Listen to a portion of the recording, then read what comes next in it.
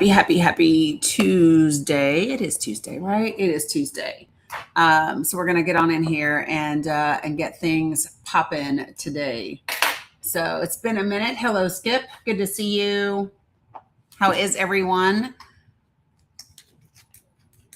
What's up, Tina Noel? How are you? Good to see you. What's up, Fafa? Good morning, MG Brock. How are you? I know I'm a few minutes behind, but I had a session with a subscriber this morning. What's up, Farah? How are you, Black Nine? Good to see you, Red Hot. Hello. What's up, Dirty Bad Bloggers? Hello, Marva Granny. Good to see you, Penny GF. What's up, Mel Gray? Lanny for Humanity. Good to see you as well. Folks, if you are joining me on the TikTok, right? Good morning, Carmen. If you are on TikTok, do me a favor. Go up there, do your daily heart me, then make sure you click it again and grab all of your points so that you make sure that they count. You are very welcome, Ameme. You are very welcome. I'm glad you were able to tune in and see the documentary. What's up, Richard? What's up? Good to see you over there, Inger. What's up, Deidre? Good to see you as well. Hey, Conchita, what's up? Melinda, good to see you as well. So, folks, as you get in here, make sure that you say hello, do your daily heart me's, make sure that you do your likes, do your shares, all the things so that we can get the algorithm on and popping. So, hey, Rachel, good to see you as well. You bored waiting on immunotherapy, so glad you're on. Great. Hope that your immunotherapy goes really, really well. Good morning, Boxer Mom. What's up, Pin 1010? Good to see you as well. As we pop in here, I got a lot that I want to talk about, and I need to make sure that I have. Hold on, I need to grab something that I left in the floor from when I was traveling and reading. Yes, I'm the girl who takes a Jack Smith report on her travels. That would be me, 100%, and need to pull some things back out so that we can chat. Good morning. Appreciate you for sharing. What's up, Miss Sassy? Hey, Invisible String. Yeah, 100%. Like, we love some Jack Smith in our life. At least I do, for sure. But got a lot that I want to talk about today. What's up, Christine? Hey, Dizzy, Tam, Bam. Good to see everybody. Hey, Denise. Hello. Hope that I know I missed some people in here, but love y'all, mean it. As you're coming in, if I miss saying hi, it's because I'm doing a bunch of different things. What's up, Sunflower Fish? Good to see you as well. Folks, listen. Good morning, Maggie. Do me a favor if we could do this really quickly, because I want to kind of test the waters for you guys, and then I also want to talk about the things that I kind of had on my own mind. So if you could do me a favor, if there is something in particular that you would like for me to touch on or give you my thoughts on, do me a favor and put this subject in the comments really quickly, if you could do that for me. So if there is an issue, a subject, an event, a thing that you would like for me to make sure that I kind of give you my opinion on or my thoughts on, please do me. I know I'm going to do that, Penny GF. Please do me a favor and drop it in the comments for me. What's up, Danielle Joy? Good to see you as well. I need to fix this. I don't know why I didn't before, but I will do it now. Yeah, well, this is going to be the orientation today, I guess, because, I meant to get it fixed beforehand, but I didn't. So this is the way it's going to look. What's up, Amy? Anybody else got, if you have something, a subject matter, a thing, appreciate you, Blue Honey Pot. What's up, Sage? That you want me to make sure that I touch on, hey, Wawa, do me a favor and give it to me now. Put it in the comments. Salam, Abdul. Good to see you. Save Act. Good morning, Leo. What's up, Find Out? Good to see you. Trump Medal Greenland. Here's my opinion on the medal. I really don't give a fuck. It's not his. He didn't earn it. Nothing really else to say about that. Like, you can give somebody physically the trophy, but that doesn't mean they get anything that goes along with it. They put out a statement regarding it. You know what I mean? Like, I literally give two shits that somebody gave him a participation trophy for not winning to coat his ego. Like, my understanding was that this is the party that doesn't like participation trophies, that only likes winners. Like, Trump said out of his own mouth, he only likes winners. And so if he wants to pretend to win when he actually lost, I really don't care.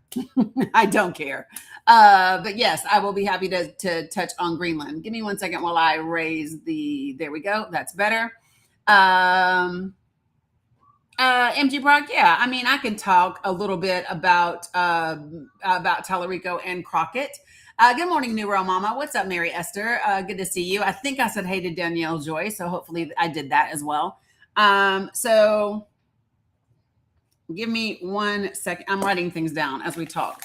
But yeah, so anything else in particular that you guys have? I'll do this. I also want to touch on something that you all didn't ask me about. I also need to talk about this for a second. I'm making a list. So is there anything else that you all wanted me to touch on?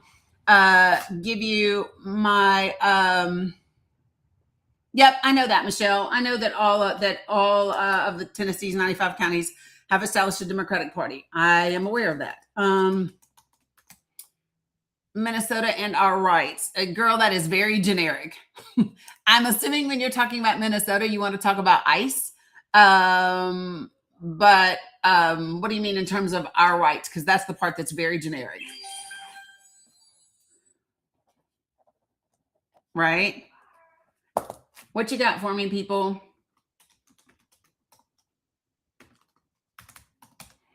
Hey, Lena. Good morning. Good morning, peeps for peace. Oh, gotcha. Good morning, Winn-Dixie. All right, so let's. All right. DJ Monkey, you were asking me why is he doing an executive order to only watch the Army Navy game? I don't know. And here's the bigger thing is I don't care. Like when I think about like where things rank on the level of what I want to focus on, him doing an executive order over the Army Navy game is like I just don't care. I have zero desire to even. I don't care. And this is where I talk about the difference. Hey, Sherry, good to see you. This is where I talk about the difference between real distractions and real things to be concerned about. You know what I mean? And that's the thing for me, you guys. Yeah,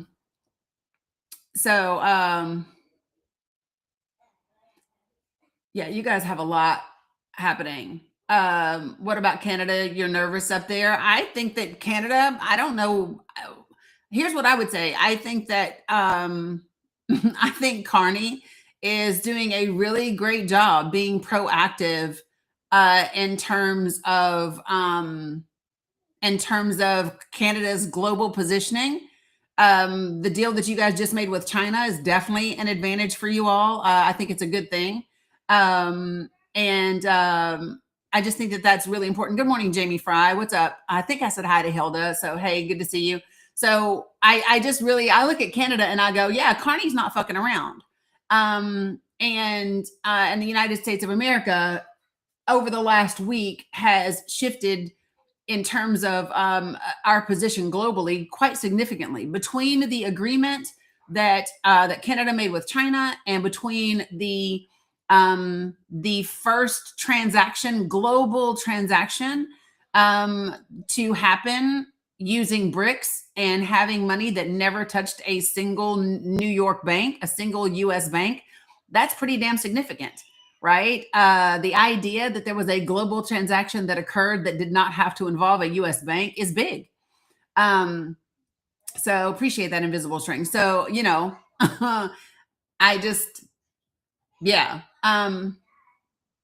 Yeah. So we can talk about a lot of those, some of those other things. So this is what I have on the list so far, you guys. I have SAVE Act. I have Greenland. I just briefly mentioned Canada and China and BRICS, Minnesota and ICE, and then HR 7114. What else? Anything else that you guys want to make sure that I touch on? I got a hard stop at 2 p.m. Eastern Standard Time today because I got to take Mila to urgent care. Yeah. Oh, yeah. You want to talk about the documentary from last night? We can do that. So listen, guys, here's what I'm going to recommend to you all. Yeah. Fuck no, I'm not talking about Nicki Minaj. Absolutely not. Y'all, I am not. I refuse to waste my breath talking about Nicki Minaj's comments about Don Lemon or anything else. Absolutely not. I give two shits about Nicki Minaj. Nope. Absolutely not. Nicki Minaj is not going to determine whether or not we keep our democracy. And yeah, no. No, David, you're not muted. I see you. What's up, Lori? Good to see you. So I think it's just really important. Like, this is my thing, y'all. I know it can be entertaining to do some of these things and to dip into some of the things that are happening. But the difference is that we don't really have time to be entertained. This is not the time for us to be entertained. This is the time for us to be dialed in and ready to do work, right? And so that's the difference for me. When I look at, I was just having this conversation. So I had my so folks that are platinum subscribers, they get a 1 hour one-on-one with me once a quarter, right? And so I had a one-on-one with one of my subscribers this morning, and we were having this conversation about how there is so much to focus on, and that it can become a little challenging to go, okay, so where do I want to put my energy? Like, because some of it you need to be aware of, right? It's just good to be aware, to be tuned in, and to know what's happening. And then other parts of it, it's like, okay, so how much of my time and energy do I want to put in this direction, and is it going to be to my benefit to do so, right? What's up, Carla? Hey, Cam. And so that's the truth of the matter, right? And so when I think about all of these things, I'm going to tell you all where I come down. I'm gonna start at the very top, and I'm gonna start with Epstein files. Y'all ready for that? Y'all ready for the Jeffrey files? And here are my thoughts. My thoughts around the Jeffrey files, right?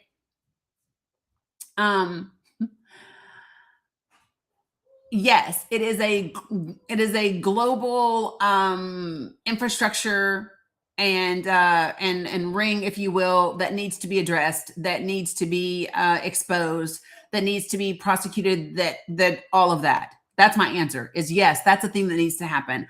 Do I believe that those files will shape the midterms or the 2028 presidential election? I don't.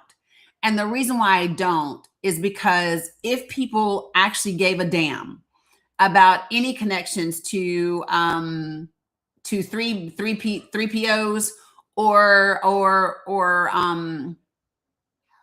unsolicited, unconsented acts with women, we wouldn't be here right now.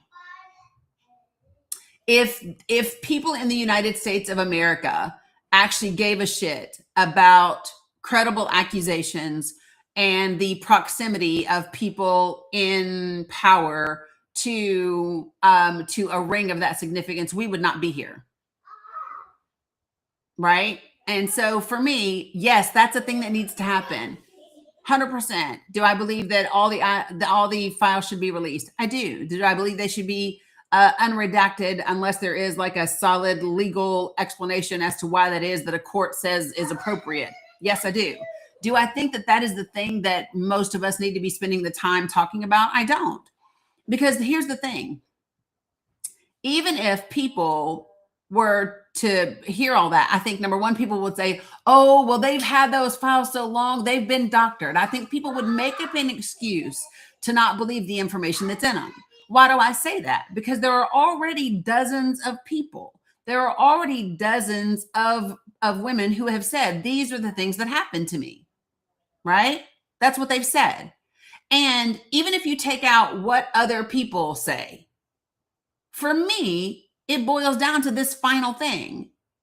In 2015, I listened to a video of the now president of the United States saying clearly out of his own mouth, right? I grab women by their vajayjay. I don't ask. I don't get permission. I do this thing, and they let me do it because I'm powerful and I'm rich. I just kiss them right on the lips. I don't even have to ask. I don't need anything else. Yes, baby. Pick that up and hand it to me. I don't need anything else. It's not about believing anything else, right? It's about saying definitively, listen, when people tell you who they are, especially essayers, right? Believe them. That's it. So no, so Marilyn, that's not even true. That's not even true. I know plenty of Republican GOP women that don't care. Matter of fact, 53% of white women don't care because 53% of the white women that voted in 2024 voted for him. So don't say we women are the people that care, because there are plenty of women that do not give a shit. There are plenty of women that are just as misogynistic, if not more so, than men. There are plenty of diabolical women that don't believe other women and that degrade other women and that victim blame other women. So this is not about, oh, women are the only people that care, because there are a lot of women that don't give a shit. We have to stop speaking in absolutes like this, because they're just not accurate. You can't say, oh, only Democrats care. That's not true. There are Democrats that don't care. There are Democrats that were around Jeffrey as much as there were Republicans and independents and libertarians and whoever the fuck else you want to name. What's up, Nisi? Stop saying that, there's no MAGA, absolutely no MAGA cares about whatever. That's not true. There are MAGA people who care. Speaking in generalities about groups of people is not helpful. It doesn't help us do the work that's necessary for us to get where we need to be as a country.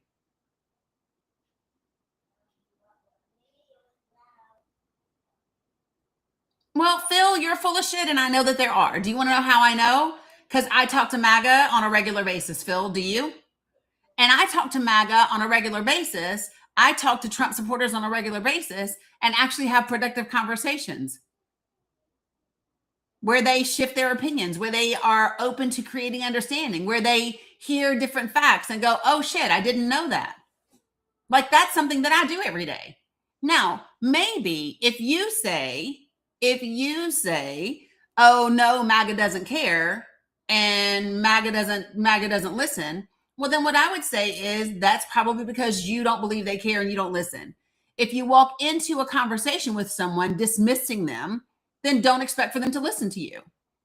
Good morning, Dr. DeVoe. Good to see you. No, I talk to a lot of different people, Phil. And guess what? That's 10 more than you've talked to. And guess what? If every single person that's on here right now, the 320 people that are sitting in this TikTok room, if all of us talk to 10 people, that'd be over 3,000. I'm just saying, that'd be over 3,000 daggone MAGAs right there. So maybe if people stopped criticizing what other people are doing and stopped minimizing what other people were doing and just put in enough effort on your own, then more people would be there. How about that? Don't worry about the 10 people I talk to. Why don't you go talk to 10?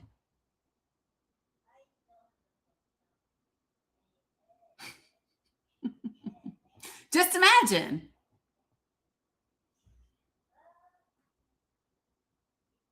It's not hard, people. Y'all tickle me. Oh, well, that's only 10 people that said that. Well, that's 10 more than before I talked to them. Don't say MAGA resorts to insults, because I see leftist Democratic people being just as nasty and insulting to Trump supporters as on the other side. Don't say, oh, they resort to insults. Shit, I see some Dems being just as nasty, if not more nasty, to Trump supporters. So I don't want to hear that shit. What's up, Abu Banks?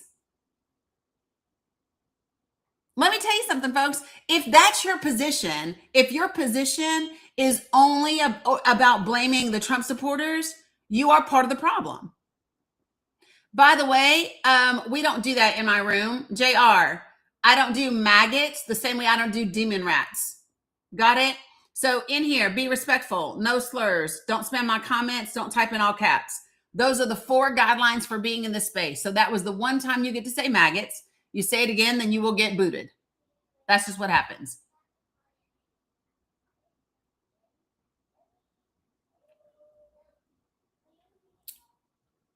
So, Phil, you seem like you have a lot to say. Phil, why don't you join the panel and we can talk about it? What's up, Mom?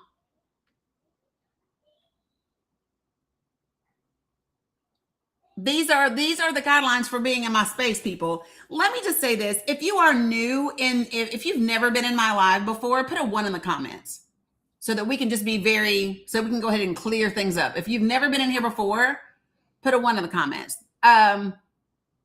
Okay, great. Welcome to all you new folks. Love to see that. Love to have you in here. So let me tell you what we do in this space. We talk facts. We talk facts objectively, oftentimes pragmatically, because that's what's necessary for us to kind of move things forward. What we don't do is here is name calling, rage baiting, dismissive of people just because of whoever they voted for in the last election. It's just what we don't do. And the reason why we don't do that in this space is because what is necessary in order for us to actually get somewhere and make productive, permanent change, right, is to be able to have intellectual, factual conversations that begin with respect and end with understanding, even if they don't gain agreement. That's what's necessary. So that's the way that we do. Now, if you have questions about those things, then, or if this is not the space for you, like if you want to be in a space where people are like, rah, rah, rah, rah, and all of that, then go ahead and leave. No, I didn't. And number one, I said 53%. I said 53, not 23%, because it was 53% of white women who voted for Trump. I didn't call them dumb. You never heard dumb come out of my mouth, Christopher. That's not what I said. What I said is that those people did not care about his admission of essaying women. Like he admitted out of his own mouth, he essays women. And I said those 53% of white women didn't care because they went ahead and elected him again. So that's what I said. Be clear if you're going to quote me. Well, JoJo, he did. We've all heard the tapes. He literally said it. You're welcome, Sassy Cinderella. So that's what I said. And again, if you guys in the comments, well, just Jeff, pop them up here and get in the comments, get in the chat, get out of the comments and get on up here, get on the chat. Come on, Jeff, you can do it. Yeah, come on. You say, no, he didn't. But he did. So this is the thing that is just, I just want to be clear with people, right? If you're going to sit in the comments and be like, no, he didn't, and you're just a crazy leftist, and man, go on, get out of here. Go find something to do with your life. Please. Go do something to do with your life.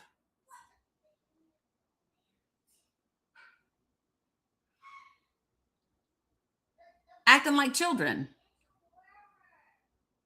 As if, like, literally acting like children, as if your entire civil rights isn't on the line in this country right now. Y'all tickle me. Because for me, if you are sitting on social media and you are being obtuse, or you are being belligerent, or you are being dismissive of actual facts on purpose, right? You either truly don't understand what's happening right now, okay? Or maybe it is your sexism, your racism, your ableism, your your ageisms. It's all your isms getting in the way of seeing like what are actual facts. Fran, my name isn't Honey. My name is Dani. So you can call me by my name or you'll get booted out of the room. I'm not your honey. I don't know you. You don't get to assign me a term of endearment. I'm not your honey. My name is Dani. Good. Bye. Bye. Just put your finger on the screen and just swoop right the fuck up out of here. See how that works? Here, let me help you, Fran. There's a good block for you on a good Tuesday morning. See you, sis. Okay. All right. So things that people said. So first thing I want to do is recap last night. If you if you were able to join last night and watch the documentary A Storm Foretold, right? And you would like to come up and share with people your thoughts about it. And maybe what did you glean from it? And was it worth registering on my Google form and getting an email and clicking and watching the documentary? Do me a favor and please request. Oh, appreciate you, Dax. If you tuned in last night and you would like to share briefly with folks, please request and I will bring you up to the panel. While I wait for people to do that, let me kind of let you guys know what occurred. So how many of you all are familiar with the documentary A Storm Foretold? If you are not familiar with it, drop a 1 in the comments for me. If you are not familiar with the documentary A Storm Foretold, put a 1 in the comments. Stephro, you're not. M, you're not. Okay. Oh, thanks. I haven't seen that one before. A lot of you are not. Okay. So let me give you a little bit of a backdrop. Okay. And then I'll bring some folks up. Okay. So in 2018, between 2018 and 2021, there was a filmmaker that who was a documentary filmmaker who got permission to be with Roger Stone for the better part of 3 years solid. They went where Roger went. He was mic'd up at all times. Like it was a documentary crew that was their objective, was to be with Roger Stone for 3 years. And if you're not familiar with Roger Stone has been in politics since Nixon. He's been a Trump advisor for like 30 plus years. And they have a significant relationship. So in 2023, in August of 2023, the Salam Astrid, the January 6th hearings were taking place with Congress. And during those hearings, right, in those hearings, some of the footage from this documentary was shown. And at that time, when that footage was shown, Rick Wilson from the Lincoln Project, he had put out a tweet on Twitter, on X at the time. And it said, oh, if you think the footage that you saw on the hearings is wild, oh my gosh, you should see the entire documentary, right? And so I commented on his tweet at the time and I said, where did you see the entire documentary? I would love to see it. And at that time, Christoph, the guy who's actually the documentary filmmaker, he responded to me and he said, I've been trying to get streaming rights in the US. I haven't been able to do so at this time. And he said, but if you would like to receive a notification when I do, sign up on my email list. So I signed up on the email list. Within a couple of days, I got an email that said, hey, we were tired of waiting to get streaming rights. So it's for purchase. It's available for purchase on Vimeo for $14.99. So I immediately clicked the link and I purchased it on the spot. Okay. That was like August 18th or 19th of 2023. And I'm glad that I did, because within a few days it came down and you're no longer able to purchase it. So this documentary, A Storm Foretold, was not available to have streaming rights, still doesn't have streaming rights. You can watch it with a VPN, I believe. But like even right now, if you Google it, it'll say, oh, it's available on Prime. It is, but in other countries. Because as soon as you log into your Amazon Prime account, it's going to say, no, you can't watch it because it's not available in your region. So what I have done on several occasions now is I will have folks that will join me, and we will have a watch party, right? We'll have a movie night together, and I will let them watch the documentary with me. And I've probably done that 7 or 8 times in the last year and a half. So last night was one of them. And so about 90 people joined last night at various times, and they watched the documentary with me. And like I said, this documentary is pretty in depth. You will see, you will hear conversations between Roger Stone and General Michael Flynn. You will hear conversations between Roger Stone and Matt Gaetz. You will hear Roger Stone talk about Rudy Giuliani and what the campaign needs to do. You literally hear Roger Stone when he is on the phone and he is saying, hey, we need to recruit people for the FOS chat. The FOS is the Friends of Stone signal chat that he created, where they were recruiting people with military backgrounds, regardless of rank and all of those things, right? And so all of that is in this documentary. So last night I did a showing of it, and people got a chance to see it firsthand. And so what I'm doing now is offering those folks who saw it an opportunity to share your thoughts about it if you would like to do that, or what have you. So, and let me see if I can figure real quick. Let me see if I can do something. What's up, Lulu Bell? For those of you all who signed up, an email was sent to you last night. Good morning, Cheryl, for you to join and watch that. What's up, Stacy D, in the place to be? So if you joined, I sent an email to everybody for you to be able to join and actually watch the documentary. I plan to do it again next month. For folks that missed it this time, before I do it again, I will put another Google form in there. Nope, Jen Yaya, I saw you because I know you. And give me a second. You might have needed to check your spam, but it was sent to you.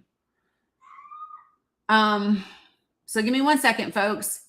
And what I'm going to do for you really quickly, just to give you all an idea of what this looks like, is I'm actually going to my Substack and I will play for you one of the clips.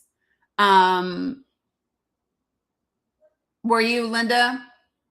Well, I mean, that's a good reason to miss it, right? Oh, yours went to the promotional folder because you have Gmail. So did Dill Graves. See? All right. So I'll play a clip. So I put this out on December the 23rd. I put it out on Substack and I put it out on Facebook. And this is this is the article. So I wrote this on my Substack and it said, Roger Stone said Jared Kushner should be prosecuted. And he did, right? It says, Roger Stone said Jared Kushner should be prosecuted. And that Donald Trump should be imprisoned. Those are not my words. Yes, babe. You already had one. I need you to finish your muffin. Okay. Those are the words of a longtime Trump handler and political manipulator, Roger Stone. Now you're probably wondering when he said it and why you haven't heard about it all over the news. And that's a good question, right? So during the January 6th hearing, so I'm repeating in this article what I just shared with you. And in a telling moment towards the end of the film, it's a storm foretold. And at the end of the film, Roger takes a call and he's sitting in the passenger seat behind the driver, and the the cameraman is sitting in the passenger seat in the front seat and is filming Roger. And what I'm going to do for you now is play that clip from that documentary. And like I said, I will host another viewing of the documentary. And you're free to come watch it at that time. Okay. But here we go. I'm going to play it for you. I'm sorry. I had people talking in my ear starting again. Yeah, how can they do that? Right. Well, you don't understand people. I do. Rod should hold a press conference today and call for Trump's impeachment. That's what I would do. I'm going to do it. I'm supporting impeachment. He must be removed. His son Jared must be prosecuted. I want to know how money changed hands on Bannon. I want a federal investigation. He said, I want to know how money changed hands on Bannon. He said Trump's son should be investigated. His son Jared should be investigated. And then he said, I want to know how money changed hands on Bannon. I want a federal investigation. Listen to the rest. complaint with the FBI this afternoon. Fuck these people. Fuck these people. Right, right. Yeah, I know Jared is a son-in-law, Right. son and son-in-law. A lot of people call them their exactly. sons. Yes. Which is why I'm for the impeachment. I want impeachment. I'm going to work very hard for it. I'm not kidding. He betrayed Bernie, betrayed Rudy, he betrayed everybody. So when he said he betrayed Bernie, that's Bernie Carrick. Bernie Carrick is now deceased. He passed in 2023. But in this documentary, you see Roger Stone write an email to Donald Trump asking Trump to give him a pardon and to give Bernie Carrick a pardon as well. And he's saying he betrayed Bernie, he betrayed him, he betrayed Giuliani because he left office at the end of his first term without issuing a pardon to anyone. And so that's what Roger is referring to in this clip. Guys, let me just tell you right now, Donald Trump being impeached is one of the worst things that could happen right now in this fucking moment in time. And I'm going to tell you why I say that when I finish playing this clip. Impeachment of Donald Trump is not what you want right now in this moment. He has to go. He has to go. He has to go. Run again. You'll get your fucking brains beat in. Right. Right. Which is good, unfortunately, for Pat, because he's easy to find. Fuck these people. He's referring to Pat Cipollone.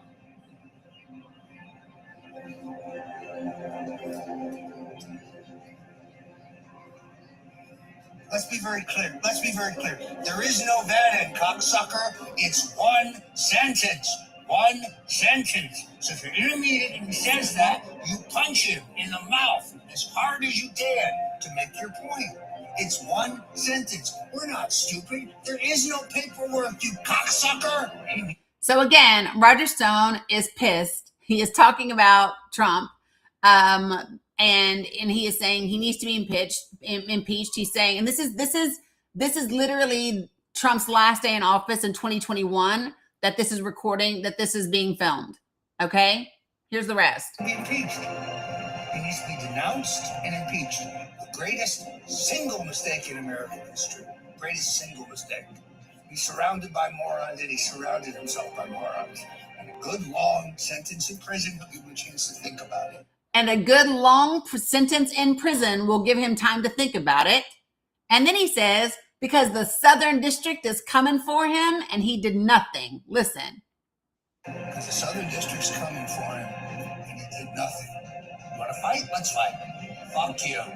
Fuck you and your abortionist bitch daughter. And then listen to the threat. Obviously, if you use any of that, I'll murder you. So he then, after he says all of that, and Ivanka catches a stray at the end, he then tells the film crew, obviously, if you use any of that, I'll unalive you. Now, the thing that, so I have often didn't give streaming rights to this company for this documentary to be shown in the States. It is also one of the reasons I believe people look at us like we're crazy, because in other countries, they've seen this video. In other countries, they've watched this entire documentary and they're looking at the United States of America going, what the fuck is wrong with you all? How did you reelect him? Right? But it's because, you know, a lot of people don't have all the information, right? Now, what's crazy about this, like I said, last night, I hosted another viewing of this documentary. I shared it with my friends. And I share it for free. It's 1 hour and 41 minutes long. And the reason why I let my friends watch this movie with me is because I believe it is one of the single most important things that Americans need to know. It's called A Storm Foretold, y'all. I say it like 1,000 times every time we talk about it. And so here's the thing, right? It is not available in the US. I purchased it literally when I log into my Vimeo, it says you own this title. It's no longer available on Vimeo on demand, but you still have access to it because I purchased it. So Yep, you have to check your spam or your promotional. I emailed everybody that signed up. Right now, I just did a viewing of it last night, so I haven't set, no, it's not on YouTube. The trailer is on YouTube. It is not available here. I keep saying the same thing over and over again. Listen, folks, you will Google it. It will say it is on Prime. When you log in, it will say it is not available in your region. Why? Because you're in the US. You're going to see what looks like the film. When you go to YouTube, it's a trailer.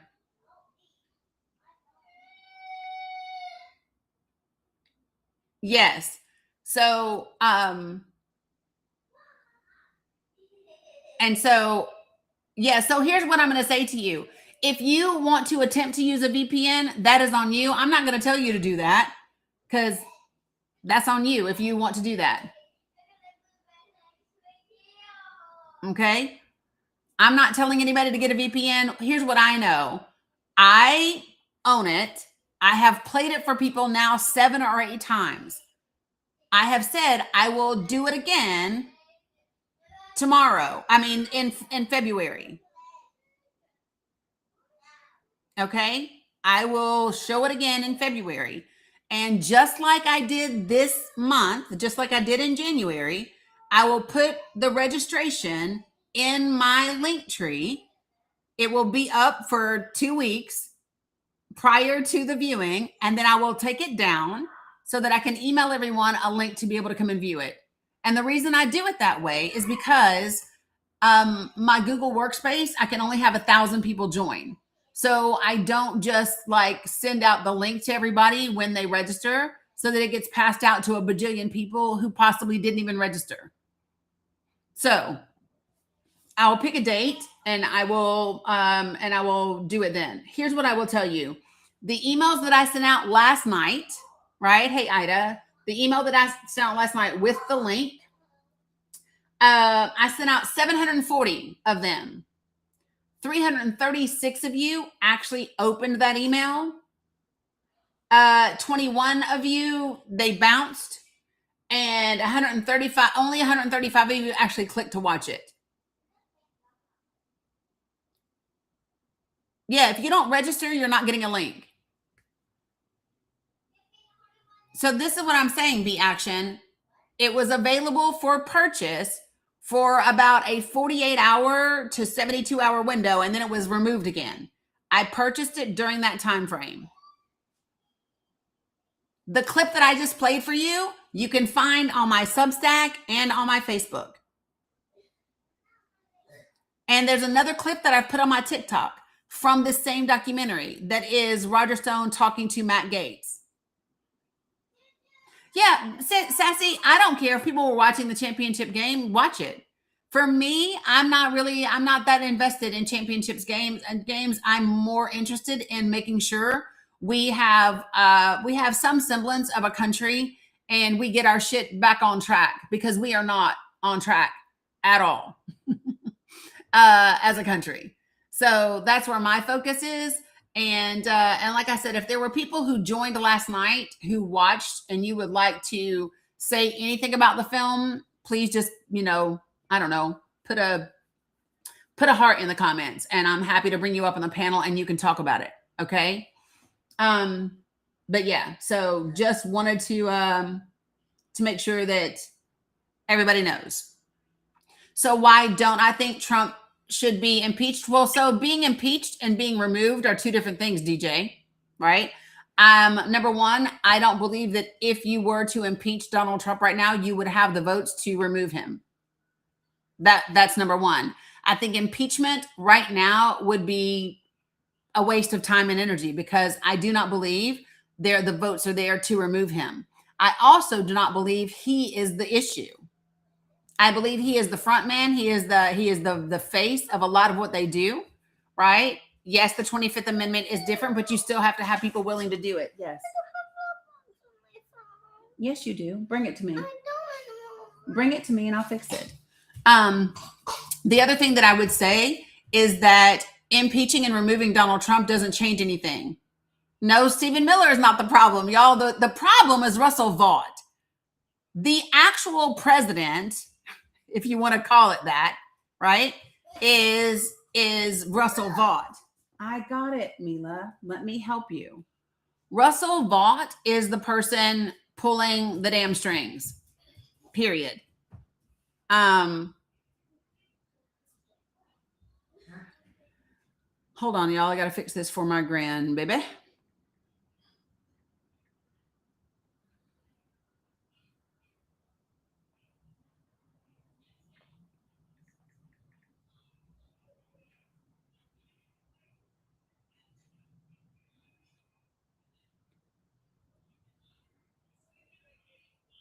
What did you do, Mila? What did you do?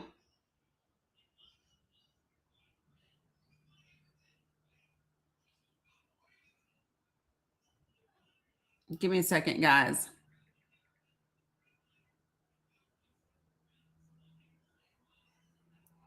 Unbelievable.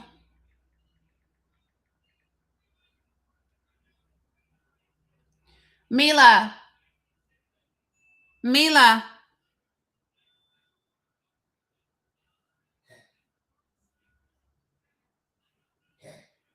I don't think she can hear me.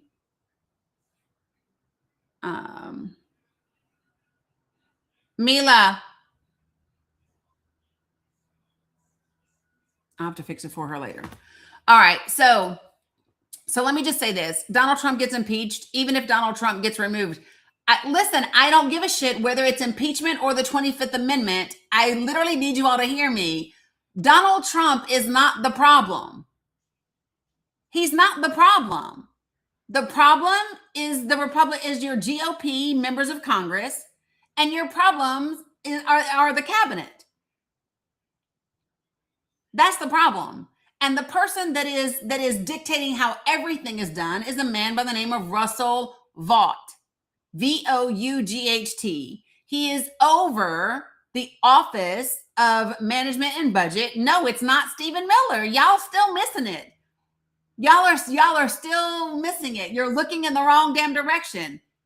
Miller is only doing whatever the fuck Russell Vought tells him to do. Russell Vought wrote most of what is in Project 2025. He was in the offices of Office of Management and Budget in 2025.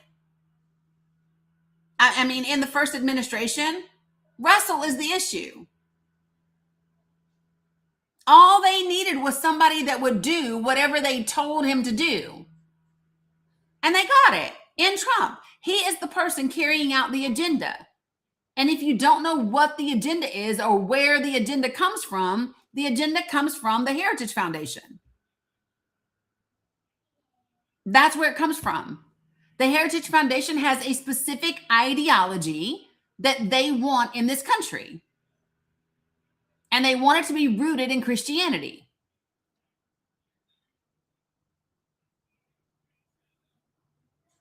Like that's the simplest way that I can give it to you. They literally believe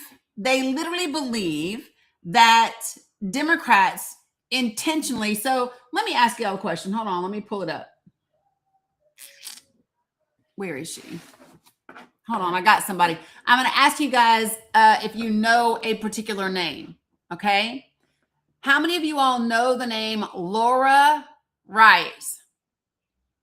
Who knows the name Laura, L-O-R-A, Rice, R-I-E-S? Anybody know her name?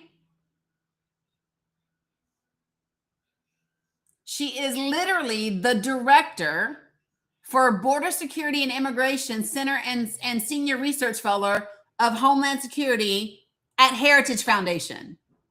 She is the person who wrote the reports on immigration for the Heritage Foundation. She has worked in the Department of Homeland Security on 2 separate times. She's Heritage. You want to know where their agenda for immigration and border security comes from? It's her.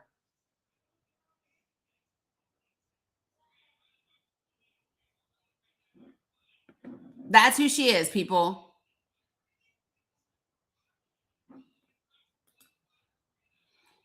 Nope. Nope. Not spelled like that, Platinum. It's Ries. Honey, if you can't listen anymore, just swipe out. I'm not for everybody.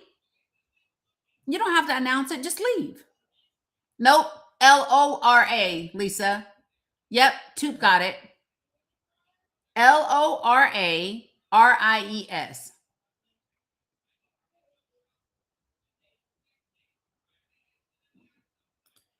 She has been in the Department of Homeland Security twice, and she is with the Heritage Foundation. Kevin Roberts is the head of the Heritage Foundation, Jerry. That's who Kevin Roberts is.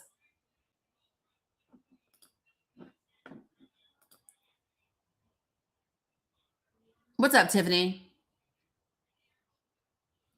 She literally is who wrote, I want you guys to understand for a second. So when you talk about the Heritage Foundation and you talk about their views and their report and their plans, she has a lot to do with framing those plans and making the reports that frame the policy that they put forward. If you could hear, so listen to what they say about citizenship. American citizenship is more than a legal status. It is a sacred inheritance rooted in love of country, civic virtue, and faith in the Creator, the source of our rights. It carries with it duties as well as freedoms to preserve ordered liberty, practice self-government, and strengthen the bonds of community. They say radical ideologies seek to rewrite our history, erode national unity, and replace gratitude with grievance. Globalist agendas and mass illegal immigration undermine sovereignty, while the decay of civic education and religious observance leaves many Americans disconnected from the principles that sustain freedom. So if you understand what Heritage wants, their entire I don't think anything of Sasha Riley. I don't think anything of Sasha Riley. I don't think anything about it. I think it's another accusation. It's another allegation that I think should be investigated like all the others. And that's all I think about it. I don't think that Sasha Riley's allegations or claims are any more significant than Katie Johnson's or Virginia Dufresne or anybody else, right? And my whole thing is, okay, fine. There are allegations. There are things in those allegations that should be easily verifiable, right? And so what I believe is that people should verify those things, at least the pieces that can be verified, before amplifying them.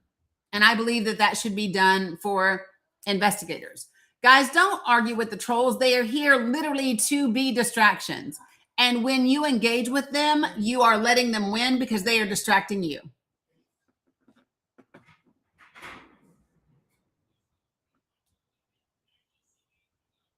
So just being clear.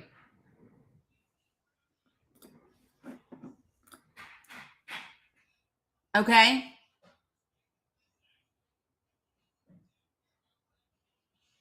So I think it's really important that for me, what I prefer to do, yes. I need to fix something on your phone. What did you do to it? I didn't. Yeah, you put some sort of restriction on your phone. What did you do? I didn't do that. Is it on Bella's phone? Go look and see, does Bella have it on her phone?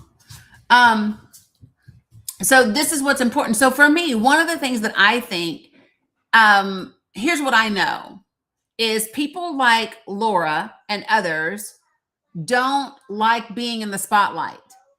And I believe these people deserve to be in the spotlight. I believe that all of the people within the Heritage Foundation that are writing these policies, that are writing these reports, that are putting together a manifesto that literally attacks people that are in this country legally based on the color of their skin or their accent or their potential religious belief. I believe that those people should be highlighted. I think everyone should know Laura's name. I think everyone should know Laura's name. I think everyone should know what Laura believes. I think everyone should know who she donates to. I think everyone should know who receives money from her. All of those things. Same for all of them. Let's say yes. Yeah, so it's because you did something to your phone, sissy.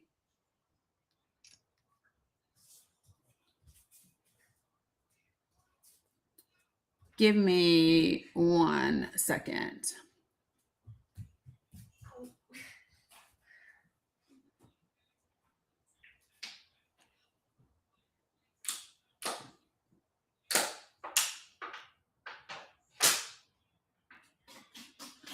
Sissy, you're going to have to let me fix it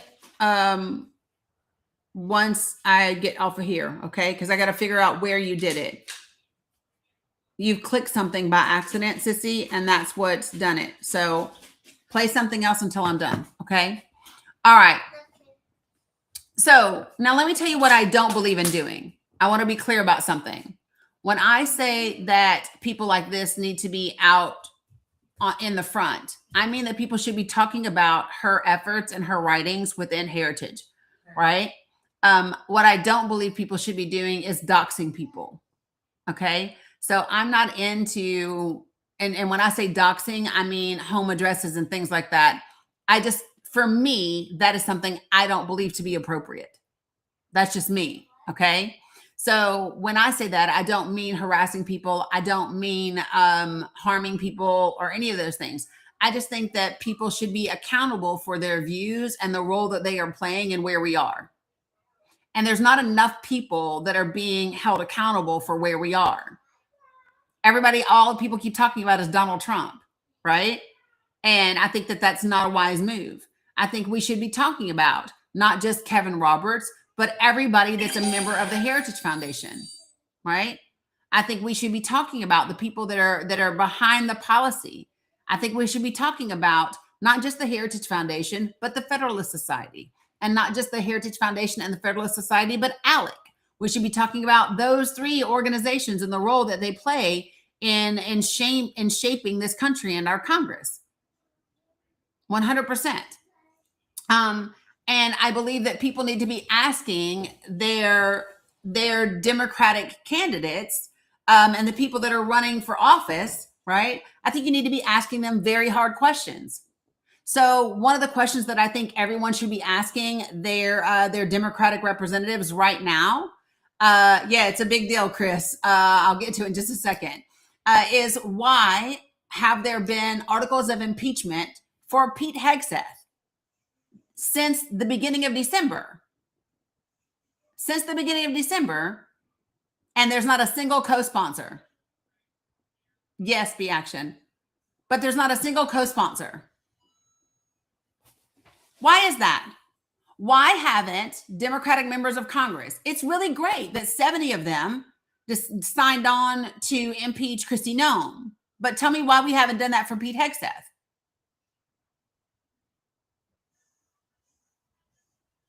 Afraid of what? They should be afraid of not signing on. They should be afraid of not doing that because it's the fucking midterms. Every Democrat who is sitting in office in Congress right now should be scared to not sign on to impeach Pete Hegseth. There's also articles of impeachment for RFK Jr., if you didn't know. And guess what? There's only been one co-sponsor to sign on for that. Corey is an opportunist who irks my ever-loving nerves. 100%. I'm just going to be real frank. When Corey says we should be doing more, this would be my question. So, Corey, why didn't you do more? If you could stand and not piss for 27 hours when there was nothing going on, why couldn't you do that before the one big barbaric bill? Like, if you were going to set a fucking record, could we have done it against a piece of legislation that was going to cause tens of thousands of Americans to die?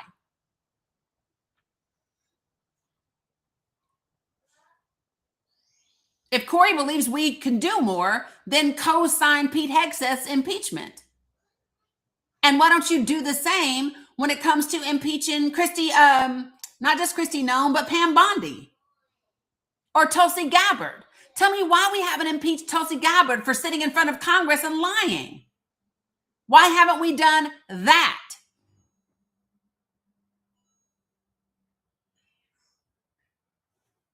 Because Tulsi Gabbard sat in Congress and said it wasn't classified information. We didn't, that signal chat wasn't a da-da-da-da-da, right?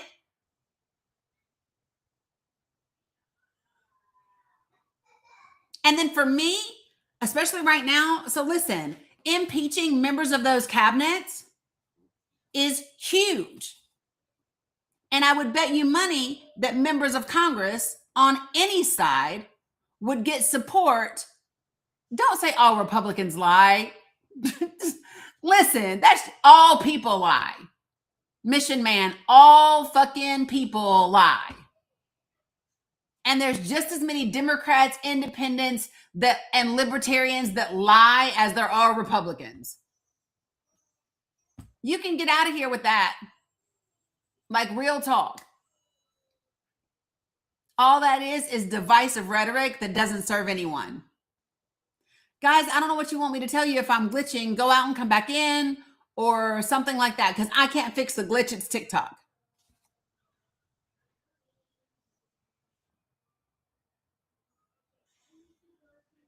So real talk, you all. The question for every single member of Congress is why haven't they signed on to impeach Pete Hegseth? There are articles of impeachment since the beginning of December.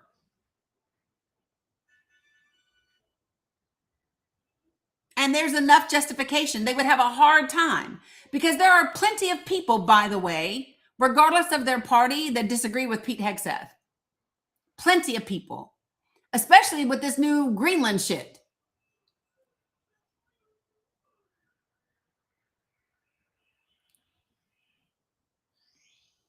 So, Marilyn, do I think Corey is scared?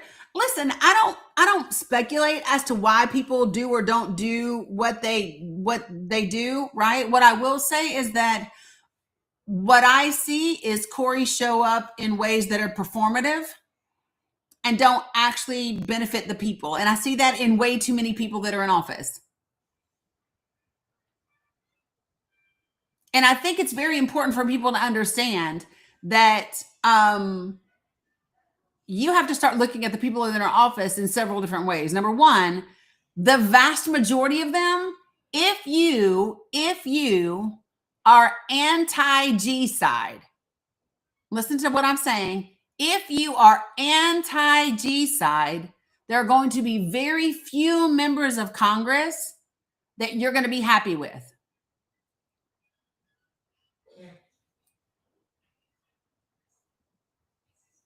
Oh, Batala, you're full of shit. That's not a thing. Why don't you join my panel and let's talk about it with your homophobic, transphobic shit? Join my panel and we'll talk about it.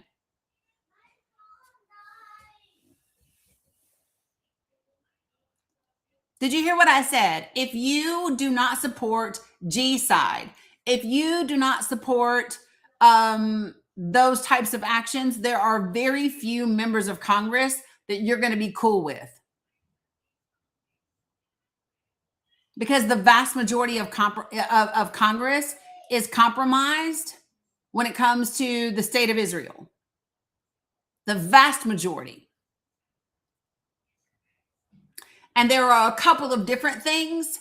Sharon, no. Listen,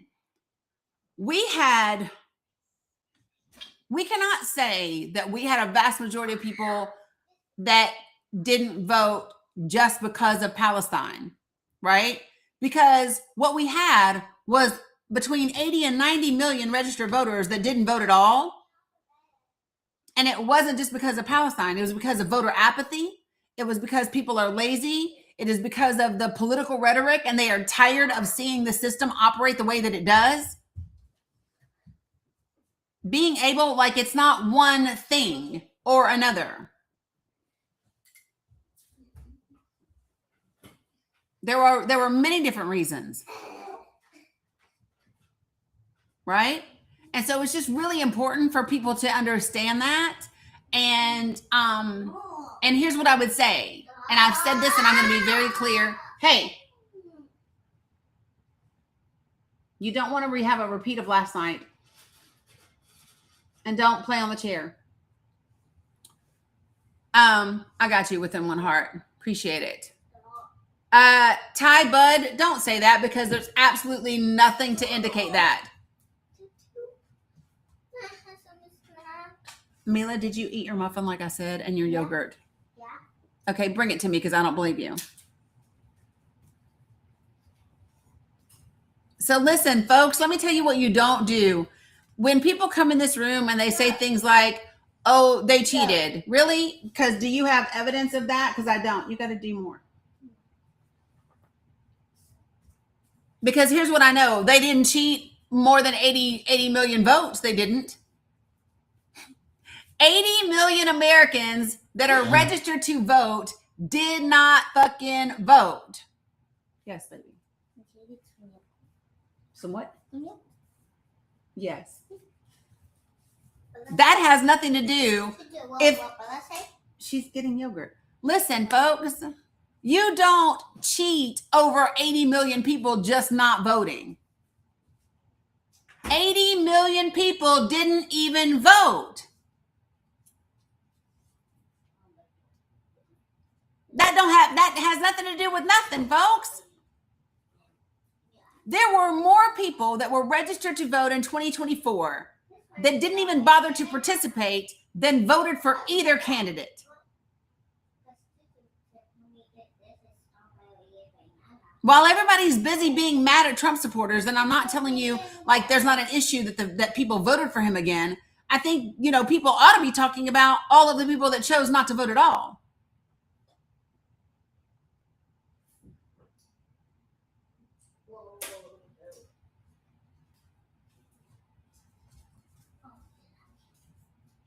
So one of the things that I'm not very big on, folks, is passing the buck. I'm just not very big on that. I don't care what he said. Listen, so y'all are like, well, he said he didn't need the votes. I don't care. The man also said he's fucking 6'3". Y'all want to quote him and the things that he says, and then want to talk about he's lied more than any other president. So the bottom line is what he says isn't relevant. What do you expect him to say? Do you really expect Donald Trump to sit in front of the entire country or in front of the entire world and say, please vote for me, please vote for me, I need the votes or I'm going to lose again? Fuck no, he's not going to say that. Of course not.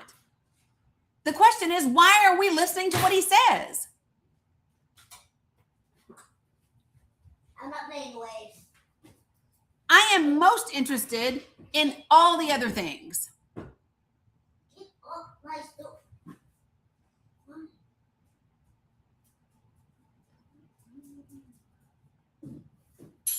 So right now, to be very clear, I thought I just did, Sandy, maybe not. All right, so listen, folks, because I got stuff that I gotta cover. One of the issues, let me just say this with y'all, and I say this like seriously with love, and I really would like for you all to hear me when I say this. One of the issues that we have is people's inability to focus on the shit that really matters and not want to get in their one sentence gotcha statements. Everybody wants to get in their one statement about why things are or what things are. And it typically is focused on everybody but themselves. Okay? And so I think if everybody wants to know what do we do or how do we get here, the very first thing you have to do is look at you. Look at you, first and foremost. What is your role in how we got here?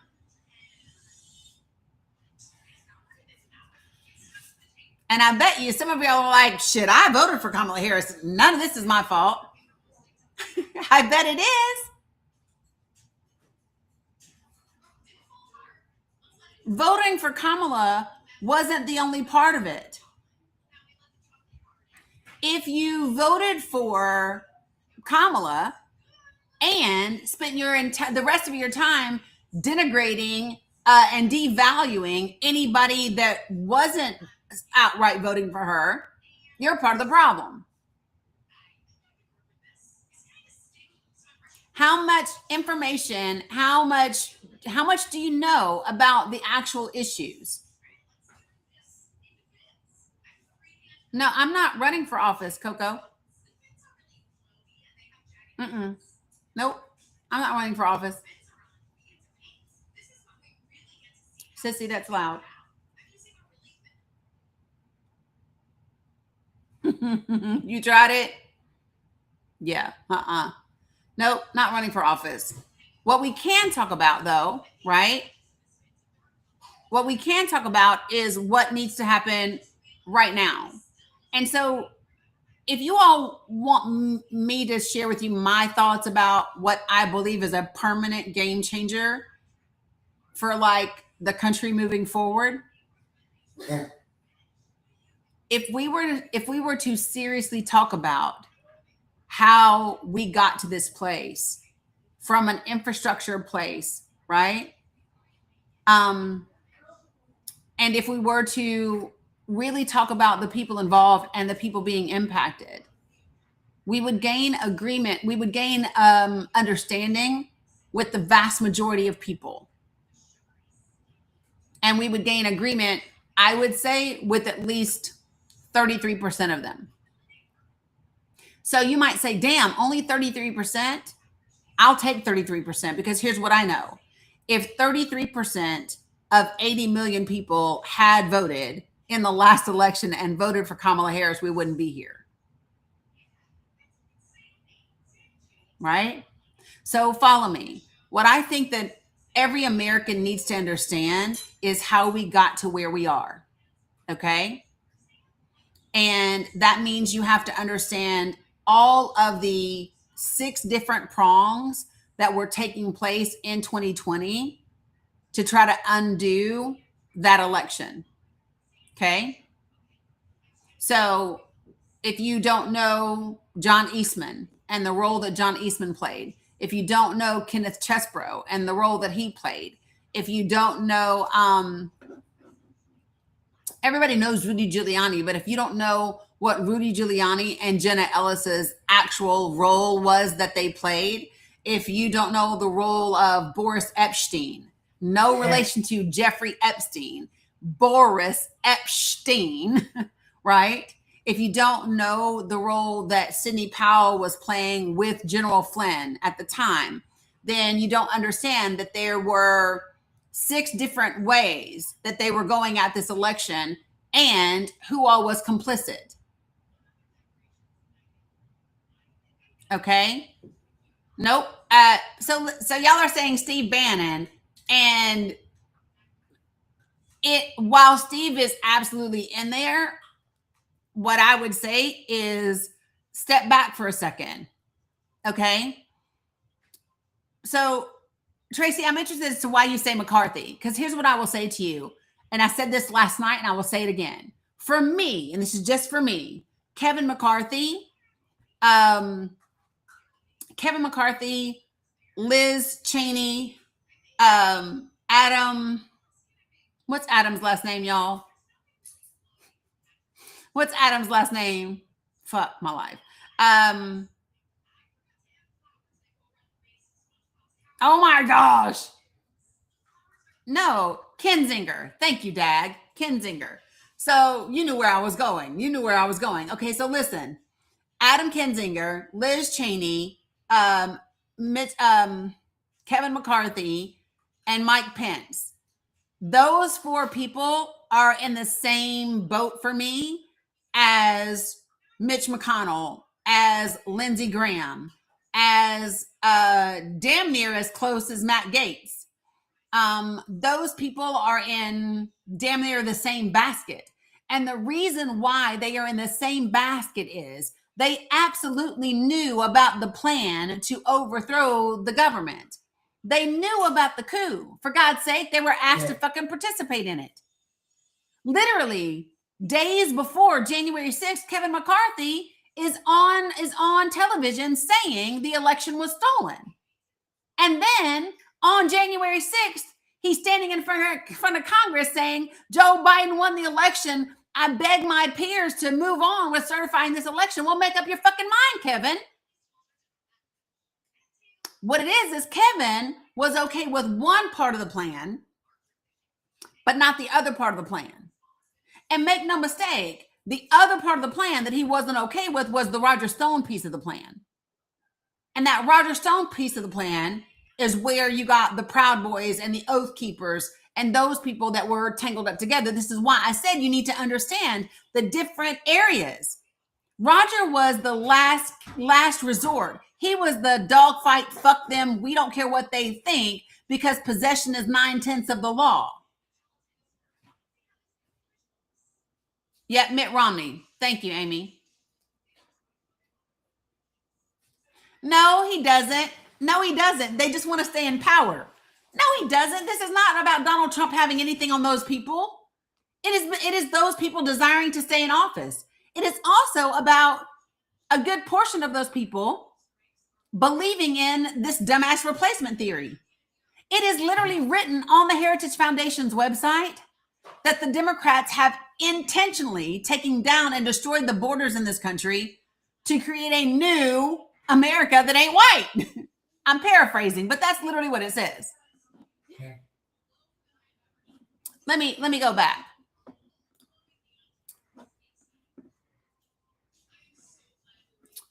Let me show you.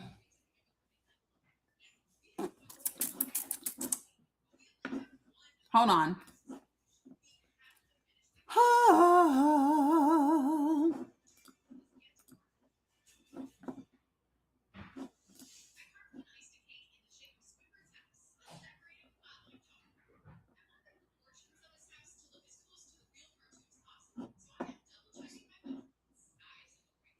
Let me see if this is the one that I want.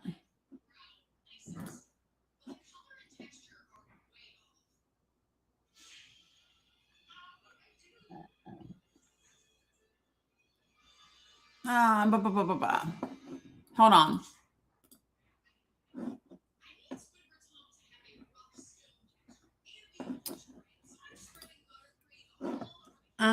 I am looking for. I just want y'all to understand. So, Heritage Foundation, this is their commitment. This is what they said. Align Heritage's ideas, their people and resources behind these cornerstones. There's 4 cornerstones to ensure a future worthy of the American people and the God who has blessed this nation so richly. So, first of all, you cannot take the policies and the reports of the Heritage Foundation and separate them from Christianity. You cannot there's no such thing. And I would argue that you cannot separate it from Christian Zionism either. And the reason why I would say that you cannot separate it from Christian Zionism is because of the fallout that came within the Heritage Foundation when Kevin Roberts spoke up and defended Tucker Carlson for his position on Israel. So we need to understand that for the Heritage Foundation, it's not just about Christian nationalism. It is Christian nationalism and Christian Zionism. That's just a fact.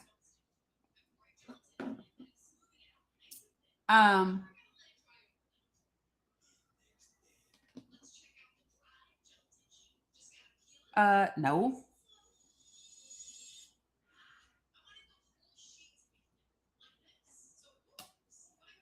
Okay.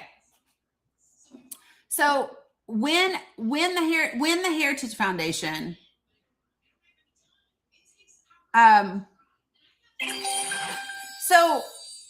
so listen, folks. when the Heritage Foundation says on their website that they are talking about godly principles and what that looks like in terms of the American family, right? They are telling you what that is. When Kevin Roberts, so I don't know how many of you all know this or not, but they had several people that left the Heritage Foundation because Kevin Roberts spoke up in defense of Tucker Carlson.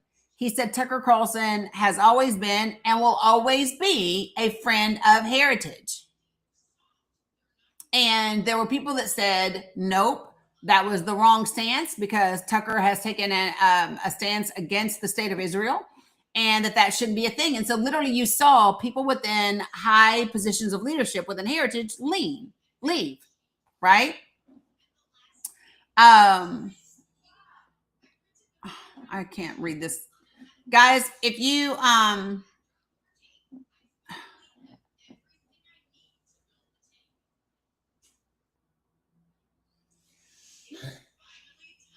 oh, thanks, Marilyn. Appreciate that.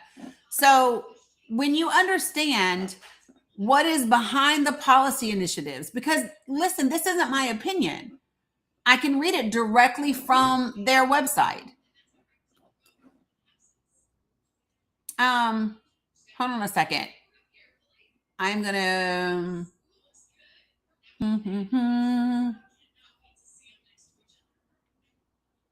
I gotta go back. I gotta scroll back up.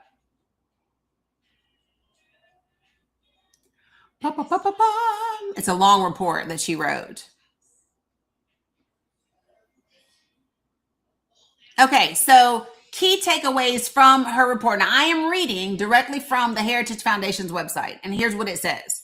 Quote, the radical left has intentionally deconstructed our borders and immigration structures in the hope of building a new version of America. Now, let's talk about our borders and immigration structures. So here's what we know. We know that nobody's worried about our Canadian border, correct? We know that currently ICE is not walking around the United States of America looking for the happiest, nicest people that say, hey, right? So when they say the radical left has intentionally deconstructed our borders and immigration structures, what border and immigration structures are they talking about? They're only talking about the southern border. They're only talking about the immigration structures that bring in people from Black and brown countries.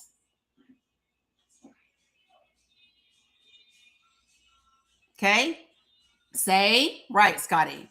The second key takeaway, and this is, I am reading directly from the website is heritage.org/border-security/report/rising the ashes principles and policies new American immigration system.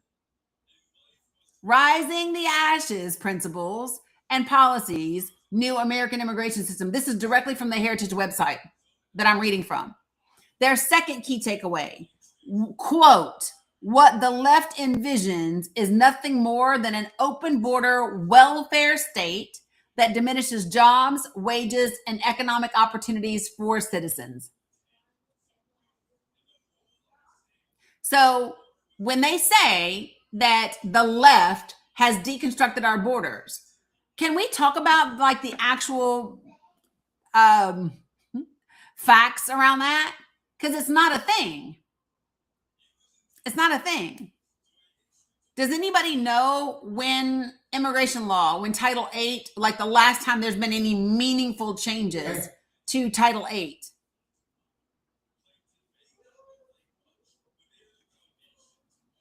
It's been over 50 years, y'all. It's been over 50 years since we've had significant immigrant legislation, immigration legislation passed.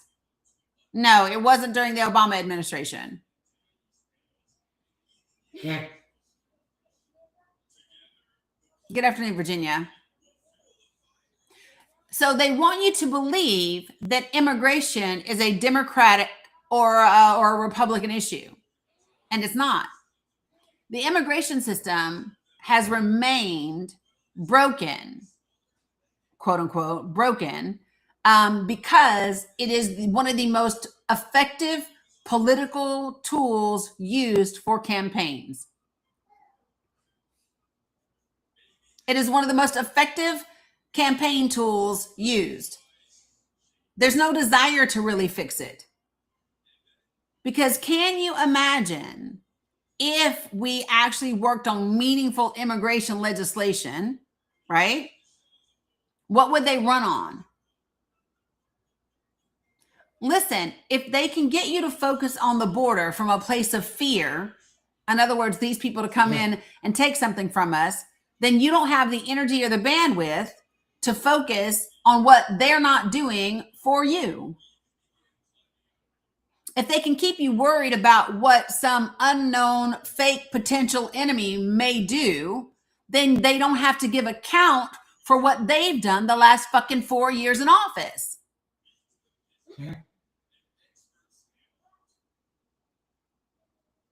Tell me why the quote unquote greatest country in the world is the only like fully developed country in the world that does not have universal health care.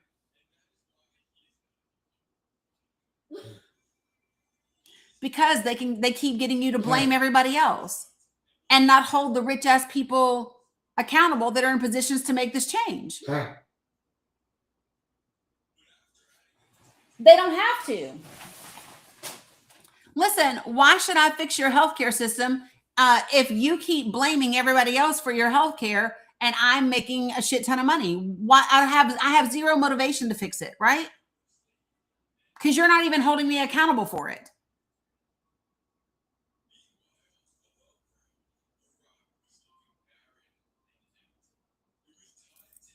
Period.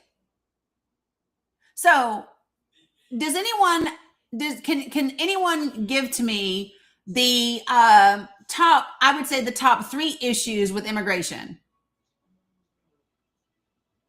What would you consider to be the top 3 issues that are problems with education? I mean, with immigration. We can do education next.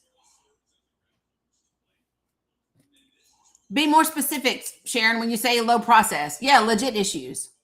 Yep, the GOAT, judges. Yeah. What else?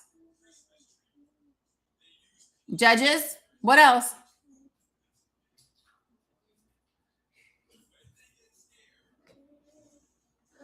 Cost, backlog, DAG, yes. Accessibility. We don't have enough pathways. We don't have enough legal pathways for our immigration system. So it would be access, it would be judges, and it would be cost. Those 3 things. Access, cost, and judges.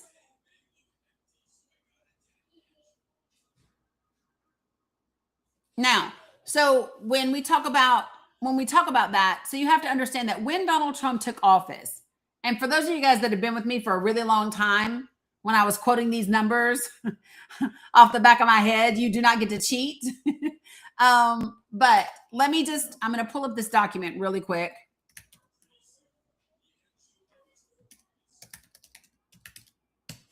Give me 1 second. And I want to pull up. There it is.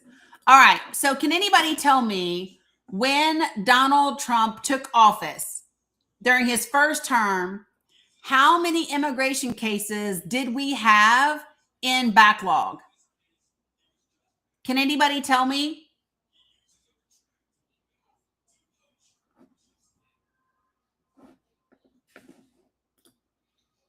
Can anybody tell me? Thank you, Amy. Sit on your hands. When Donald Trump took office, when he became the president in 2017, how many cases were in backlog?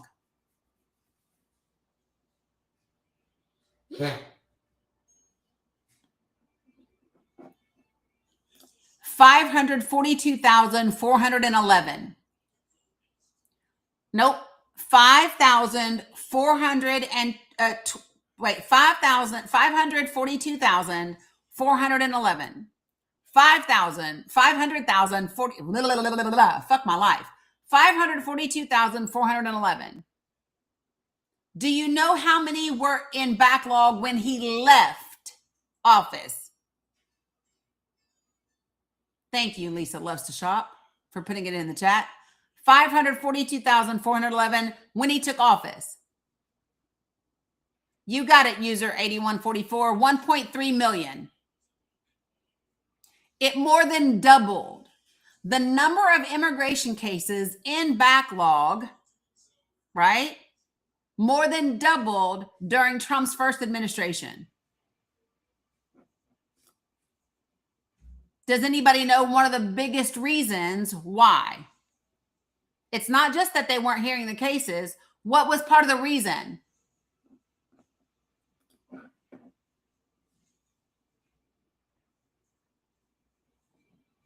Not about just firing those judges.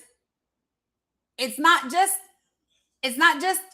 firing judges. Right, Sheila, the quota, not just COVID-19, y'all.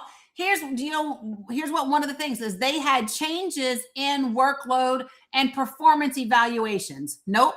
Donald Trump changed the evaluation plan. So if anybody has ever had a job, especially in corporate America or even in the government, you get, if you don't get your ass out of here, bye, blocked, done. So listen, folks, you have a performance plan when you have a job, right? And this is your performance and you're expected. So if you work in a call center, you're expected to make X amount of calls every single day. Out of those calls, you're supposed to have X number of them resolved in this amount of time frame. Of those, you're supposed to have what percentage of them is going to be escalated to a senior person. You're going to have X amount of chargebacks. Like whatever your job is, you have a performance plan, right? And so one of the first things that Donald Trump did in his first term was change the performance plan for immigration judges. And when he changed that performance plan, we immediately lost 42 judges. Immediately. They either left the immigration system entirely or the department entirely, or they switched to another role. 45, not 42. And the reason why is it required 700 cases closed per year with less than 15% of them remanded. And then there were 6 additional measurements, and they had to meet at least 3 of those 6. It became a standard that those judges were like, there's no way. So what are they doing right now, you all? They are putting people in judges' positions for immigration judges who tend to be either military lawyers or they tend to be right-leaning lawyers. This is why you need to know who the fucking Federalist Society is if you do not know. The Federalist Society is where we get our GOP Republican-leaning judges. This is how we get them groomed and put into positions where they are nominated for federal judge positions and for the Supreme Court. That is exactly how we got Brett Kavanaugh and Amy Coney Barrett, along with others, is because they came because of the Federalist Society. 100%. And so now judges who are seen to be granting too many cases of asylum or too many cases of this, they're being removed. But this is back in the first administration. So when people say to you, Trump did such a great job with immigration, I would say based on what?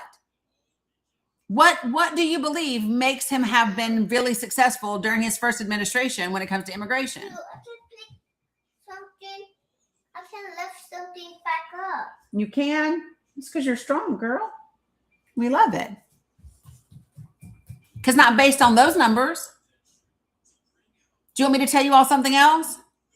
How many of you all can tell me what the number of encounters at the southern border were taking place the first 2 years that Donald Trump was in office in 2017 and 2018 compared to 2019 and then tell me the difference. Like what changed that could have impacted those numbers? Cherie, that's not actually true. I talked to plenty of Republicans that don't believe everything they hear on Fox News or him. Anybody know the numbers? How many of you all have said that encounter numbers were super low under Donald Trump and that was an amazing thing?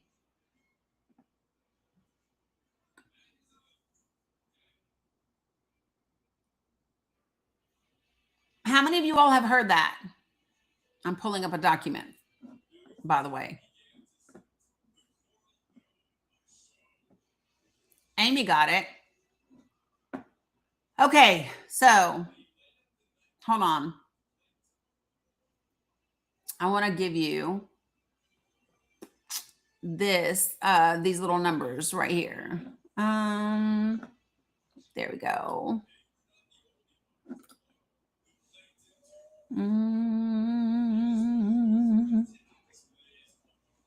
So it's not just that more agents equal more encounters, but so follow me.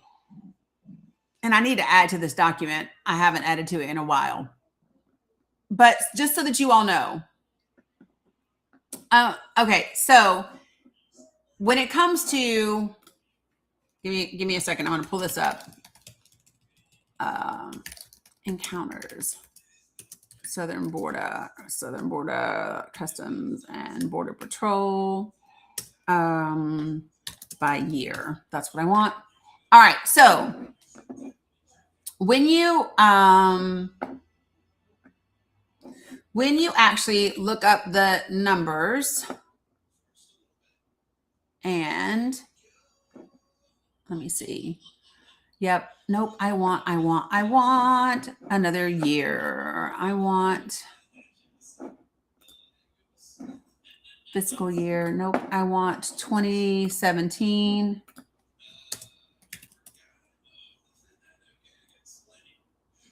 Through 2021. All right. So check this out. Where's my link? I want the link, not your overview. I don't do AI overviews, just so y'all know. They're not the friend. All right, so here we go. So total enforcement encounters for Customs and Border Patrol for fiscal year 2017 was 526,901. For fiscal year 2018 was 683,178. And then in fiscal year 2019, that number jumped to 1,148,024. Why the jump? If Trump was doing so great, if Remain in Mexico was so amazing, if he shut down the border in his first term, and I'm not talking about Title 42, which is what he did during COVID. That was an executive health order. Why the jump? Why did his numbers double after 2 years in office? The reason why is because there was an investigation into Operation Stone Garden. And Operation Stone Garden is the grant program that gave in the beginning like 60 million, I think it's up to like 90 million or whatever, to the Department of Homeland Security, specifically for Customs and Border Patrol, and that money wasn't being allocated and handled appropriately. So guess what? When you have lower numbers of encounters, that means you're not encountering the people trying to come into the office. You follow me? It means you're not encountering them. It doesn't mean they're not coming. An encounter isn't an arrest. An encounter is, oh, I caught you, right? I found you. I encountered you, and you didn't make it across. An encounter is not someone coming into the country. An encounter means I encountered your ass, so now you're not just getting in. A gotaway is when they just enter the country. That's the difference between an encounter and a gotaway. And high encounter numbers are actually good. It means we are actually encountering the people that are attempting to come into the country, which we would want to do, correct? So why were the numbers so low under the first Trump administration? Because what the investigation found out is that the money from Operation Stone Garden was not being used appropriately. And so then there were new accountability measures put in place for Customs and Border Patrol to make sure that that money was spent the way that it was supposed to be spent. And that's why the encounter numbers doubled for that 2019 year. Now they dropped back down in 2020 because of what? Because of COVID and because of Title 42, which prevented people from coming in. So remember that I am now talking about the first Trump administration, the first term. And in the first term, his numbers went, and let me just show you. You guys over here, I will share my screen with you. How about that? So what you can see, if here, y'all want to see it too? You want to hear it? Here it go. All right, hold on. I'm going to turn my camera around. And then I got to get to everything else. So y'all see the numbers? In 2017, it was 526,000, 527 if I'm rounding up. 2018, 683,000. And then all of a sudden in fiscal year 2019, that number goes to almost 1.2 million. What's the difference? Watch, I'm going to show you the difference. I want to stop sharing. I really want to close this other tab out. Now watch, I'm going to do this. Operation Stone Garden.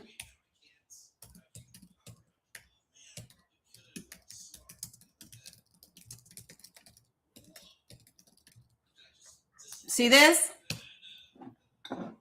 So here's a fact sheet on it, on Operation Stone Garden. And it's a federal grant program for the Department of Homeland Security, right? And it provides funding to state, local, and tribal law enforcement agencies to enhance their capabilities to support joint efforts to secure the United States border. In fiscal year 2020, Congress gave $90 million. It started out less than that, right? Because it was given the same amount in fiscal year 2019, which was a 64% increase from 2015 because it was only $55 million back then. And this is what the grant process looks like. And the lack of coordination was an issue. There wasn't oversight. So the Office of the Inspector General found, am I sharing the screen with you guys? Fuck no, hold on. Let me show you. So the OIG found 1,000, not million. Yeah, whatever I meant to say, y'all can see it on the damn screen. So listen, the OIG found in a November 13th, 2017 report that FEMA and Customs and Border Patrol did not meet their responsibility to conduct oversight over the Operation Stone Garden grantees. And they also didn't give guidance. It found shortcomings in their data collection and performance metrics.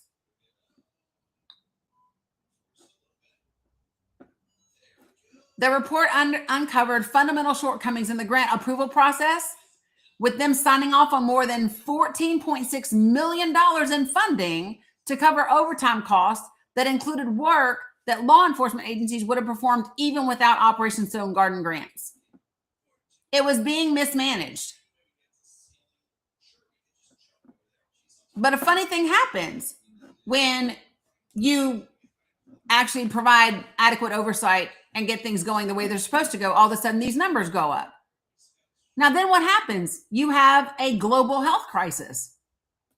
And if there's normally 1.1 million or 1.2 million in an annual basis of encounters, it is no surprise after a significant dip during a global pandemic that you're going to get it to jump up to 200, not 2 million. Now, the thing about this is you got to understand these are enforcement encounters. An enforcement encounter is not all of these people getting into the country. That is not what that is, people. I wish that people really understood that. These are actual encounters, not gotaways.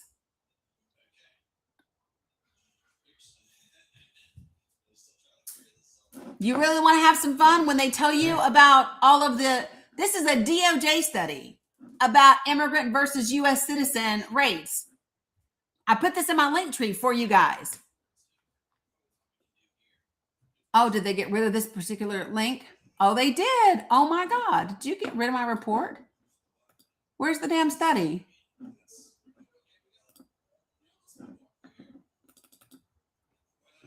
This is me finding out what happened to the link that I had. Hold on. And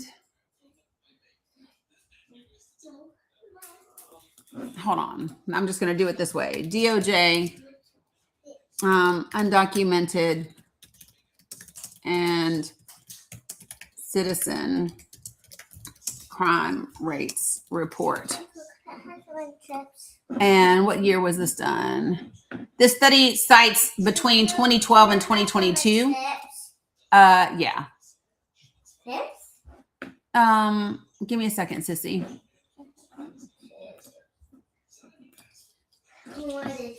Oh my word. Sorry, folks. Mila, can you give me 1 second, please?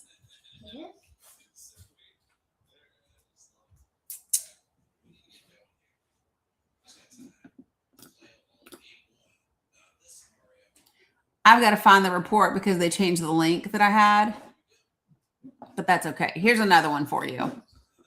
Here's another one.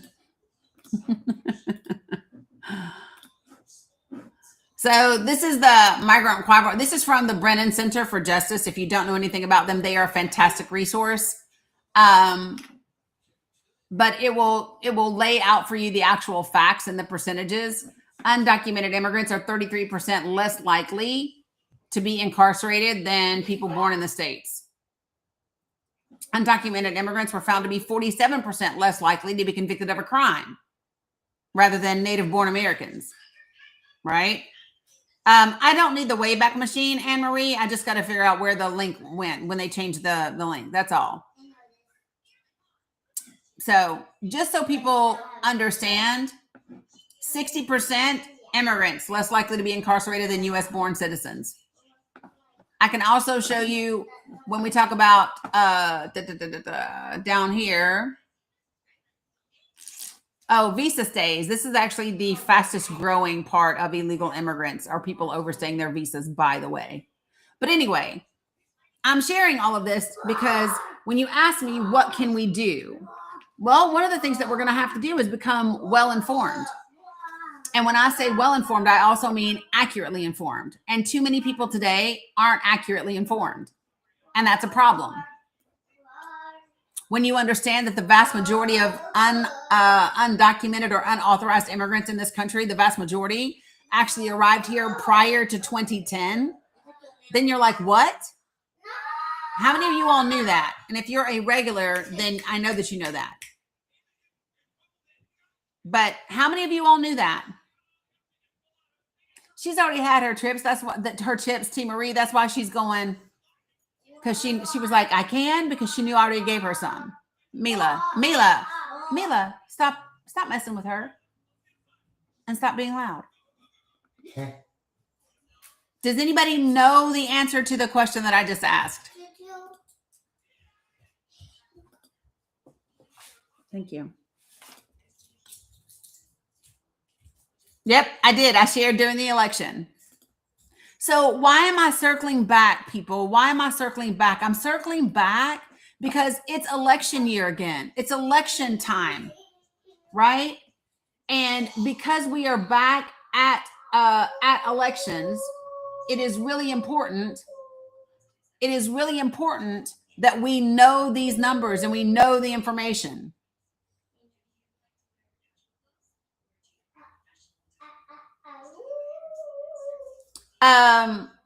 Oh, Mike, you're back. Now, Mike, you're a regular here. You know not to spam my comments. Don't say the same thing over and over again, Mike, because you know you'll get muted or booted from the live. Now, if you just want to stay here and troll, be a good boy in your trolling.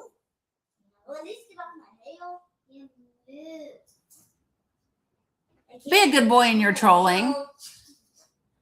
Mike, now you're about to get blocked, not because you're saying things or you're an asshole, just because you're spamming my comments. Stop. Give me one, people. Two. I'm not kidding. But Bella's gonna make me get wet. No, get off of her hair, she said. I wasn't. Yes. We did, but she stole my Right. salad. So, No, I didn't. yeah. Let me just say something. When somebody said, do we have a problem? When has it ever been? Yes, they have doctor's appointments. Here's my thing, folks. Listen, when we talk about when is it ever good for people to storm a church? I don't know. Ask Jesus. He turned over tables in them damn things. Like, when has it ever been good for somebody to like flip over tables in a church and maybe take a whip and beat people? Ask Jesus. He found there was a time that it was applicable. And maybe today Jesus would think it was applicable when the pastor of the church is participating with ICE and faking to be followers of Christ. Let me just be clear. And if ICE can disrupt church and schools and homes and daycares, if ICE can do that, fuck them. Expect the same. Listen, be able to give what you get. Get what you give. You can miss me with all of that. Every bit of it, y'all. Oh, well, church is supposed to be holy. Not when you are aligning yourself with people that are committing domestic terrorism. It ain't holy. It ain't holy. I want you to keep Jesus' name out your mouth. And he probably does too. Jesus is probably sitting up in heaven go, God, can you believe this shit? He's like, can you see? Why they bringing, we didn't have nothing to do with this. And I can just see God and Jesus being like, you know what? We shouldn't have gave them free will. I don't know what we were thinking.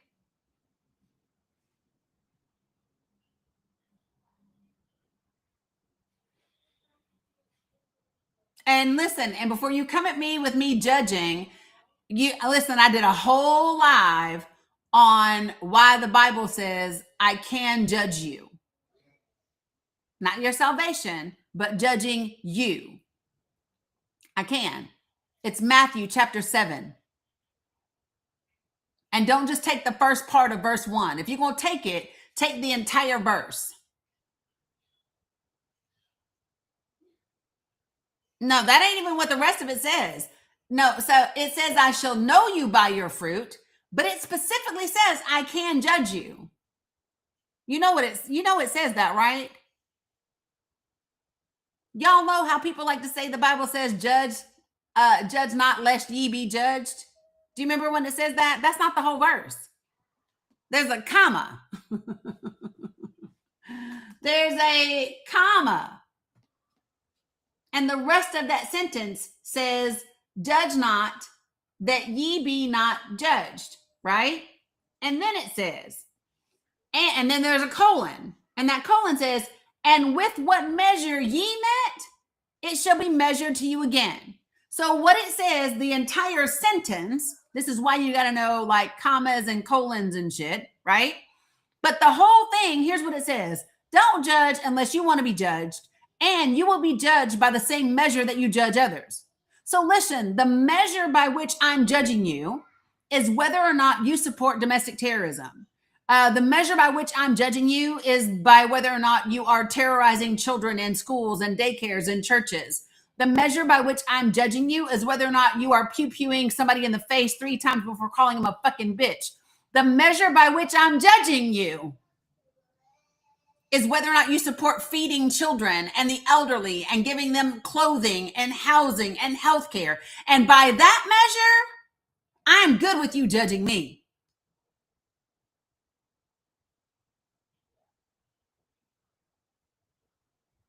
So, don't be walking around here talking about the Bible says don't judge. That ain't what the Bible says. The Bible says don't judge unless you want to be judged and be judged by the same measure that you judge.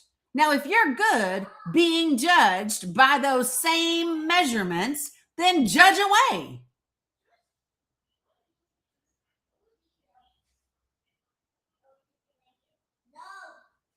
Are we judging protesting in churches? No, I'm not. I'm not judging protesting in churches. I think Jesus would be perfectly fine with people pointing out blasphemy in church. Call me crazy. But I think Jesus was kind of against blasphemy, using the Lord's name in vain, which is exactly what using Christianity is for your things.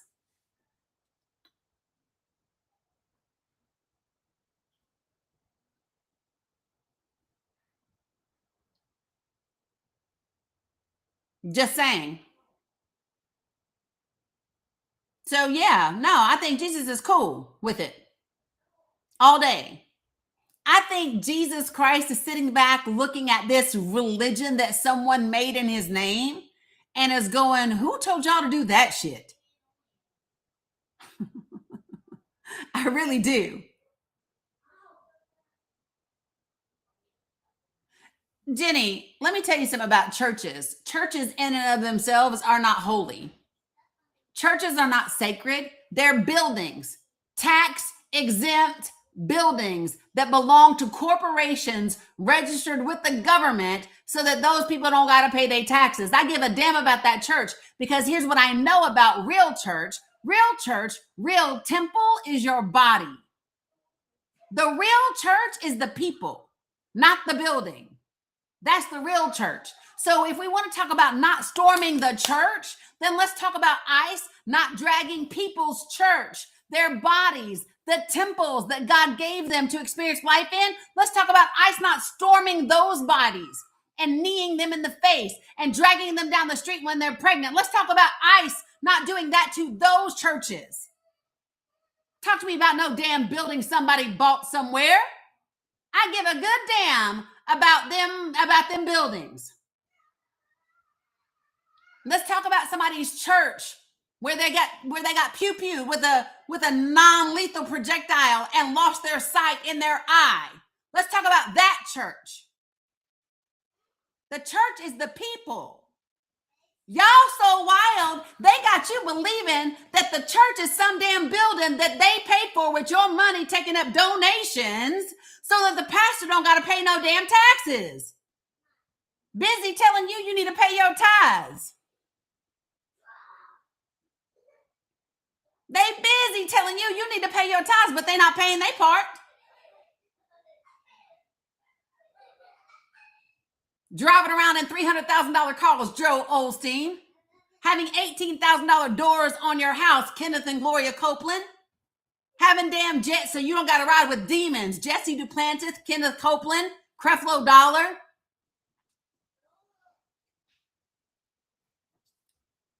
I ain't fooling with y'all today. I am not fooling with y'all today. And then nobody stormed no damn church. They stood outside and they exercised their First Amendment right.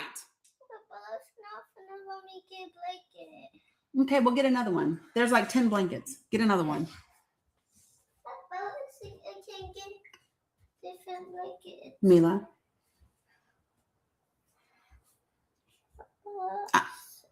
So I can't get different blankets. You heard me, right?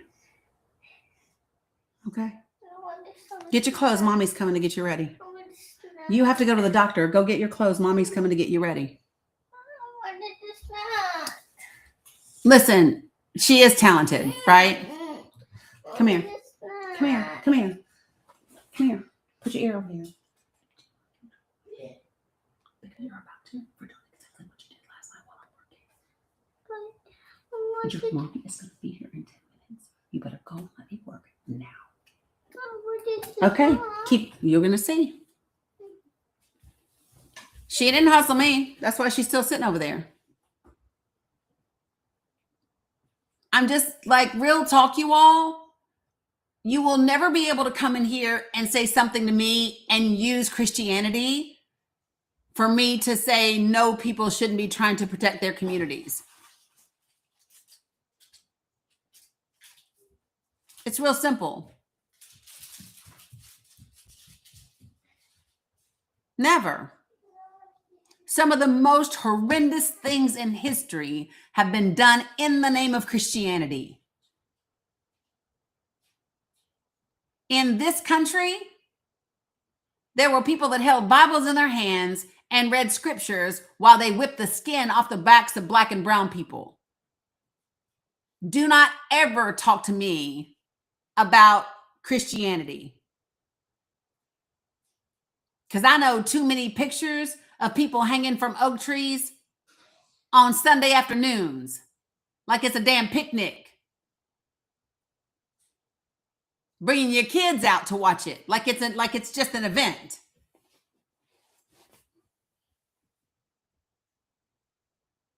So y'all can miss me with it. Real talk. And I don't got nothing against Jesus. Jesus and I are good. I am just not with your misrepresentation of the lessons and the spirit of Jesus. I'm not with that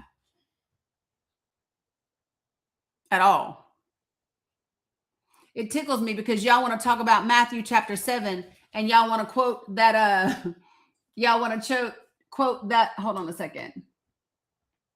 Y'all want to quote that first little verse, but then y'all don't want to go down to what I think is like verse 16, right? So Matthew chapter 7, I want to say it's right around verse 16. Y'all stay at verse 1, judge not. And y'all don't even read all of verse 1. But you don't get down here to verse 16. Here it is. Guess what it says at verse 16? Ye shall know them by their fruits. Do men gather grapes of thorns or figs of thistles? Verse 17.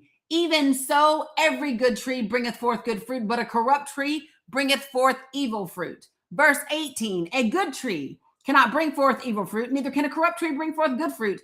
19. Every tree that bringeth forth not forth good fruit is hewn down and cast into the fire. And verse 20. Wherefore, by their fruits you shall know them.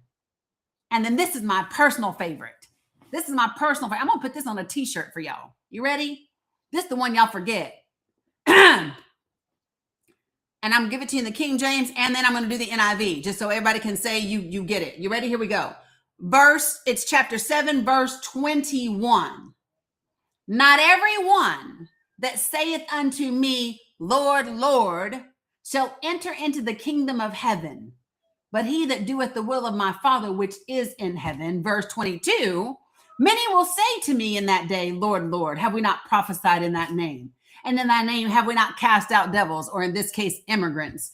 And in thy name done many wonderful works. And in verse 23, he said, and then will I profess unto them, I never knew ye, depart from me, ye that work iniquity.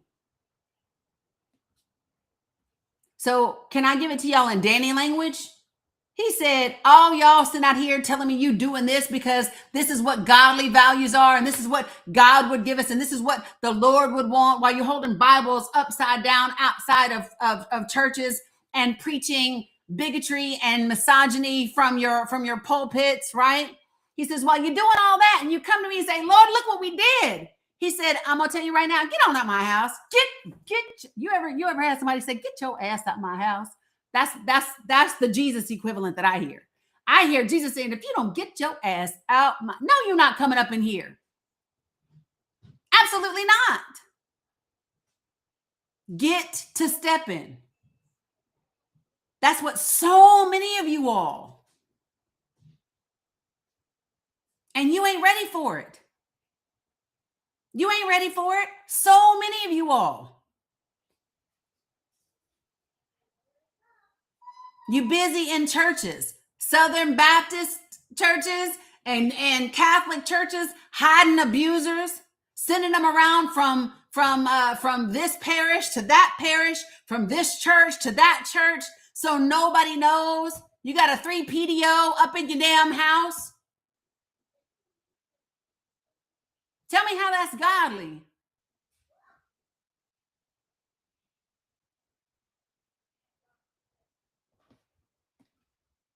Y'all, Jesus wasn't a Christian. Y'all know that, right? Jesus Christ was not a Christian. He was Jesus Christ. The Christian is supposed to be the people that follow the teachings of Jesus Christ.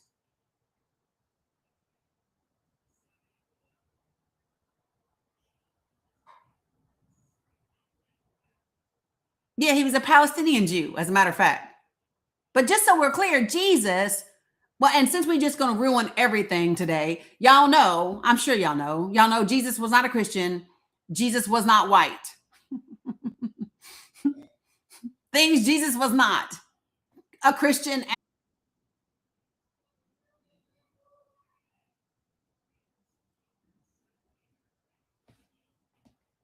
So,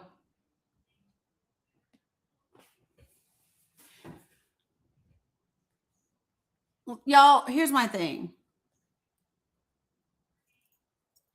If you want to really know, if you want to know what needs to be happening between now and the midterms,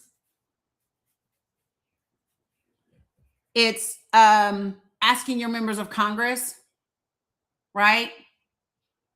Your members of Congress, why they're not impeaching members of the cabinet. Why does Pete Hegseth not have a co-sponsor, right? His impeachment. Why does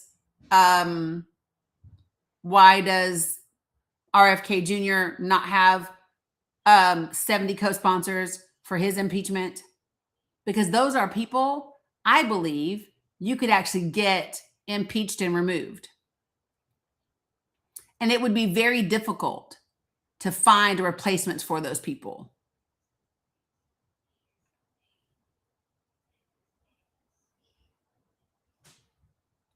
And now you got to be talking about what do we need to do to move forward. You got to understand the organizations, the NGOs. Y'all ever notice how the Heritage Foundation loves to talk about NGOs and how dangerous they are? Guess what the fuck the Heritage Foundation is, y'all? An NGO. The Heritage Foundation is an NGO. They are a non-governmental organization. They just think they aren't because they get to tell the current president of the United States what the fuck to do. But the Heritage Foundation is an NGO. In my humble opinion, they are a domestic terrorist NGO, in my opinion. And the reason that is my opinion is because they meet the definition. They have outlaid and written an entire manifesto, several of them, as a matter of fact, on how they mean to get rid of an entire portion of the country and dismantle different departments of the government. That meets the criteria. That meets the legal definition.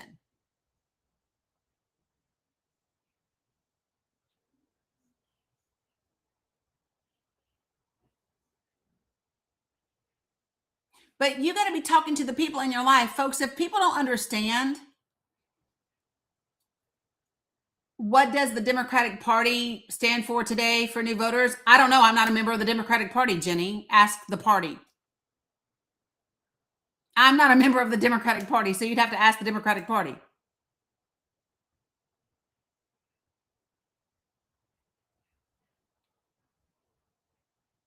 It's always funny to me when people start asking me questions about the Democratic Party. I don't belong to the Democratic Party, so I don't have an answer for you as to what they mean. I personally do not believe that people should be concerned about one particular party. I believe you better be concerned about who you're putting into office, the people. There's not an independent party, Jenny. But so again, so name me Mochi. Here's what I said. I said, contact your Democratic members of Congress because the majority of the people that are in Congress are either Republicans or Democrats, right? So what I said is contact your Democratic representatives, I think, and your Republicans, right? But the Democrats are so fond of saying, well, we're not the majority. There's only so much we could do. Well, my point is, why aren't you doing what you could do? Because what you could do is become a co-sponsor for the impeachment articles against Pete Hegseth. What you could do is co-sponsor the impeachment articles against RFK Jr. They've been sitting there since since December. So why not do that?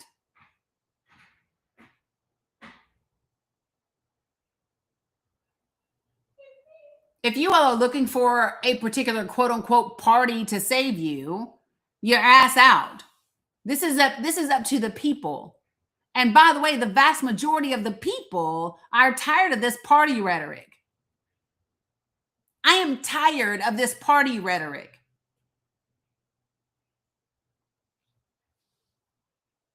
If you're not interested in passing legislation that says corporations are not people and money is not free speech,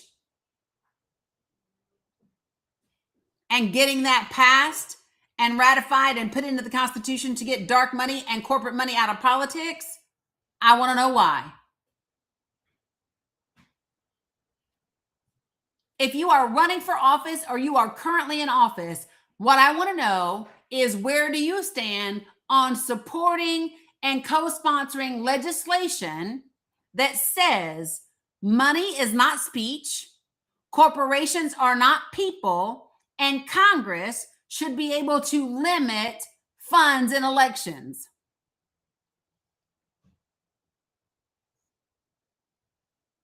If you're not willing to do those three things, I got a problem with you as a candidate. If you're not on board with legislation that says those three things, I got a problem with you as a candidate. If you're not a candidate that is saying, you know what, I'm not playing this PAC game. I'm not doing anything for, Kufi is not for me. APAC is not for me.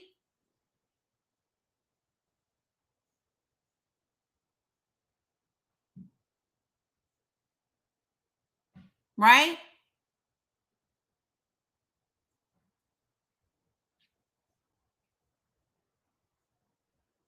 Agnes, I disagree. I do not believe, listen to me, I do not believe that Congress needs term limits.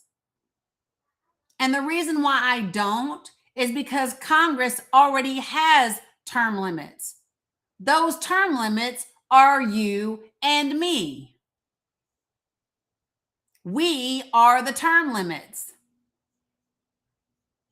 Because what I don't want is a really great congressperson doing a fucking fantastic job getting booted out because they've been there 2 terms when everybody wants them.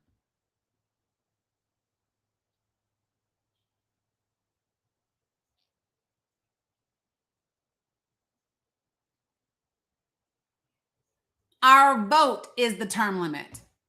Jim, I disagree. When you say it needs an age limit, no, it doesn't. No, it doesn't. Because again, if you vote them out, you don't need an age limit. What I'm not going to do is be an ageism person that's going to say just because someone is a certain age means they can't do their job. I know some really sharp 70, 80-year-olds that are fucking fantastic and doing a hell of a lot. I will take some 70, 80-year-olds over Matt Gaetz any damn day.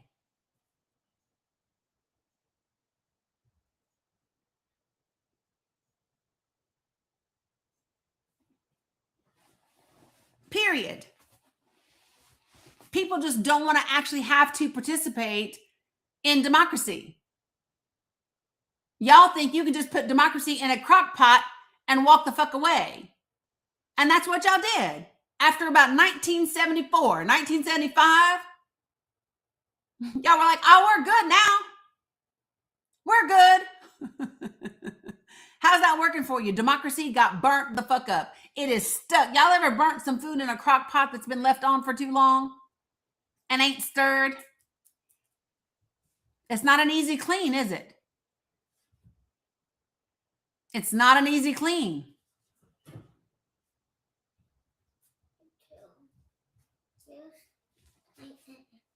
I don't know. Probably hiding from you, honey.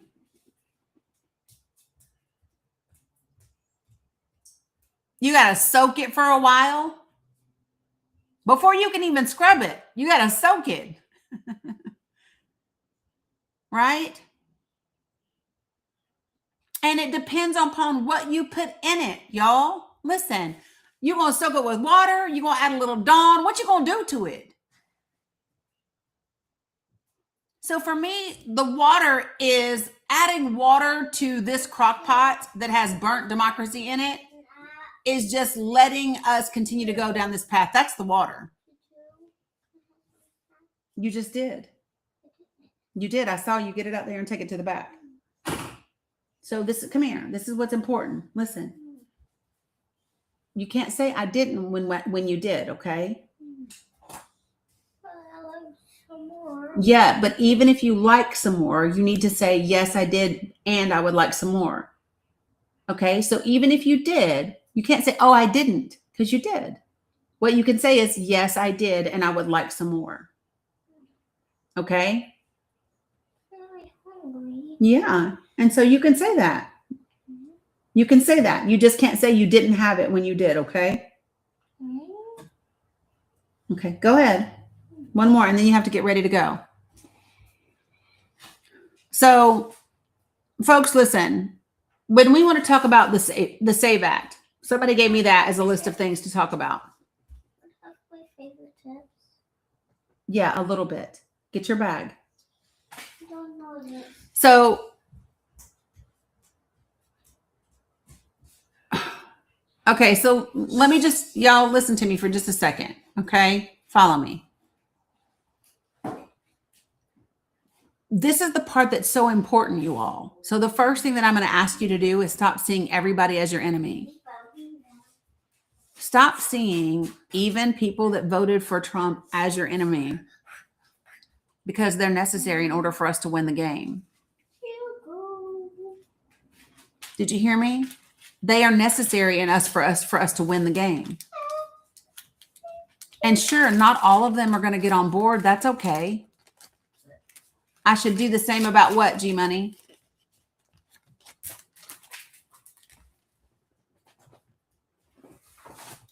Hey, Mila, you have to hand it to me so I can give it to you. Do the same about what, G Money? What? I need to hand it to you. Oh. So listen, can I say this to you all? It's not that we shouldn't be aware of legislation that is out there. Of course we should, right? And at the same time, you all already know what to do about the legislation, right? Do you all know what to do about the SAVE Act? You contact your members of Congress. You write letters to the editor.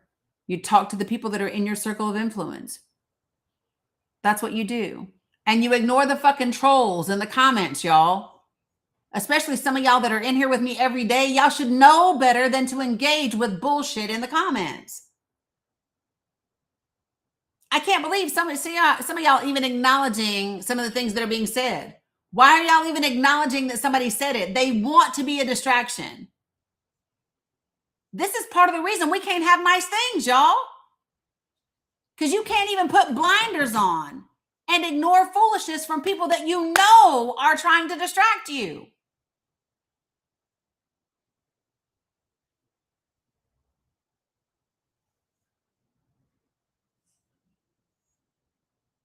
I saw the same dumbass comment y'all saw about, can men have babies?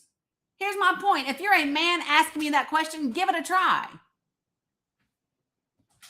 Hold on a second. I got to unlock my door. Give it a try. Let me know how it works, bruh.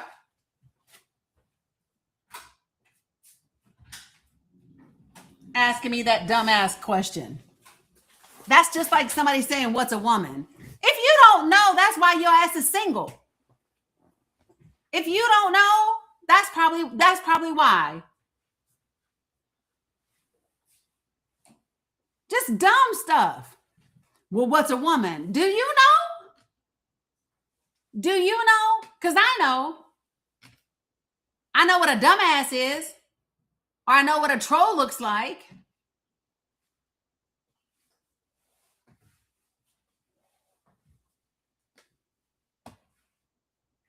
Why y'all even acknowledging that stuff in the comments?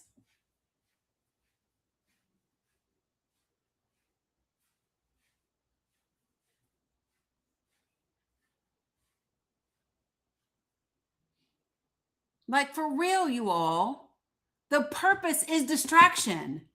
And when you reply, guess what happened? When you replied, it then distracted me. They didn't distract me. Your reply did. Ain't that some shit?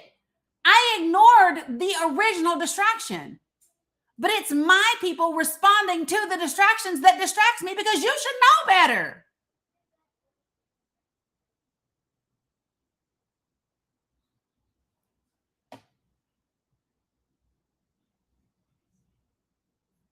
You follow me, y'all? Here's what I know about people like that. When you ignore them, they leave. Because they're not validated. They're not getting the attention they so desperately need.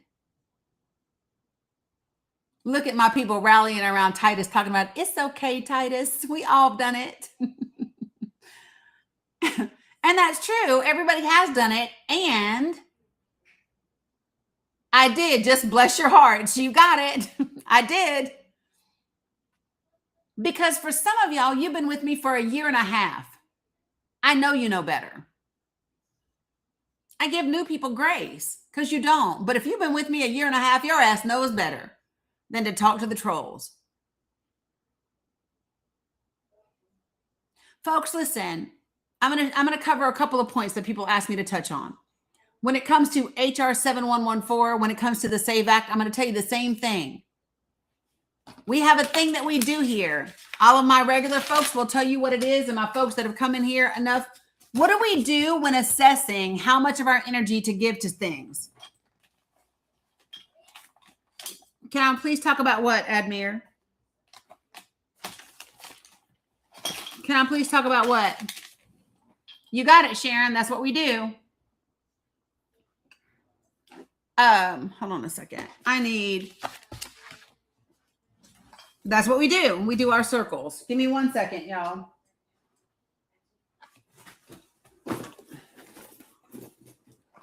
All right. This is what we do. Y'all ready? This is seriously. I want you to write down Salam Muhammad OS. Here's what I want you to do. So here's my thing. I'm not a lawyer, right? Admir, and I've talked and I share on my social media what lawyers have said about what people's rights are concerning ICE agents. What I would tell you all is go to the ACLU, go to the actual legal organizations where the lawyers are telling you what your legal rights are and what they aren't. Because all I'm going to do is repeat whatever they say, right? Because I'm not a lawyer. I don't play one on TV and I don't give legal advice. What I will do is put a link from the ACLU regarding your rights with ICE in my link tree. That I will do. So Sharon, even Rollo is an immigration attorney, right? I would still, and I think following Rollo is fantastic because he is an immigration attorney. So if you want to understand immigration law and how it breaks down to what people are actually experiencing, fuck yeah, follow Rollo, right? Also, what I would say is getting legal advice from the people that are actually in the court system, taking on this administration and winning. Those are the people I want to listen to. If I want to know what my rights are concerning ICE and immigration, I'm going to go to the biggest law office in the country that is taking on this administration and winning, which is the ACLU, right? I hope everyone is following Mark Elias from Democracy Docket. The work that he has done taking on this administration is fantastic, and we could never repay him in 1,000 years for what Mark Elias has done in terms of this country and democracy. But I want you to follow something. So there are the things that you all gave me today. You gave me the SAVE Act You gave me HR 7114. You gave me Minnesota/ice. It's with a C, Sharon, Mark with a C. And then you gave me, yeah, those were the main things. So here's what I would like for you to do. Make a list of the things that are the most concerning, the things that you are spending the most of your time. Can y'all do an exercise with me real quick before I have to take my grandbaby to the hospital? I mean, to the doctor. Y'all do me a favor real quick. I want you to put on a sheet of paper, number your paper 1 through 5. I sound like a teacher. Number your paper 1 through 5. And now I want you to think about the last 24 to 48 hours. And I want you to write down the top 5 things you have spent your time talking about with regard to the country, the world, immigration, politics, education, healthcare. I want you to write down the top 5 things that you have spent your time either talking about, watching videos about, or whatever. Write them down, your top 5 on a piece of paper. Write them down.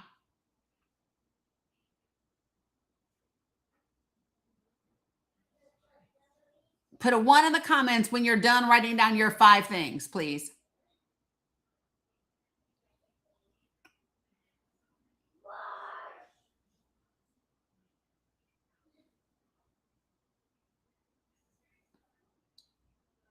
Y'all done? Give me some 1s in the chat when you're done. 1s in the chat when you're done. Okay? Now, I want to talk to you about circles. And circles of influence is something that you can see all over the internet. And then I also added some extra to it. So follow me. So now what I want you to do is I want you to look. Circle number 1 is your circle of control. Okay? Let me drop my background real quick. So I'll figure out a way to do it gentle. Circle number 1 is your circle of control. What goes in this circle? What are the only things you can control?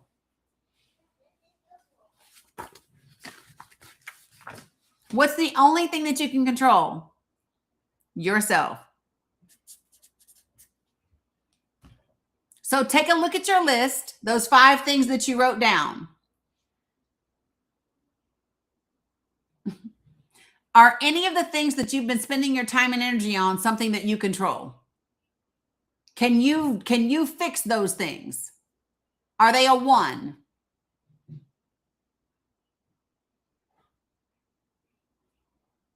If you said yes, put in the comments what your thing is.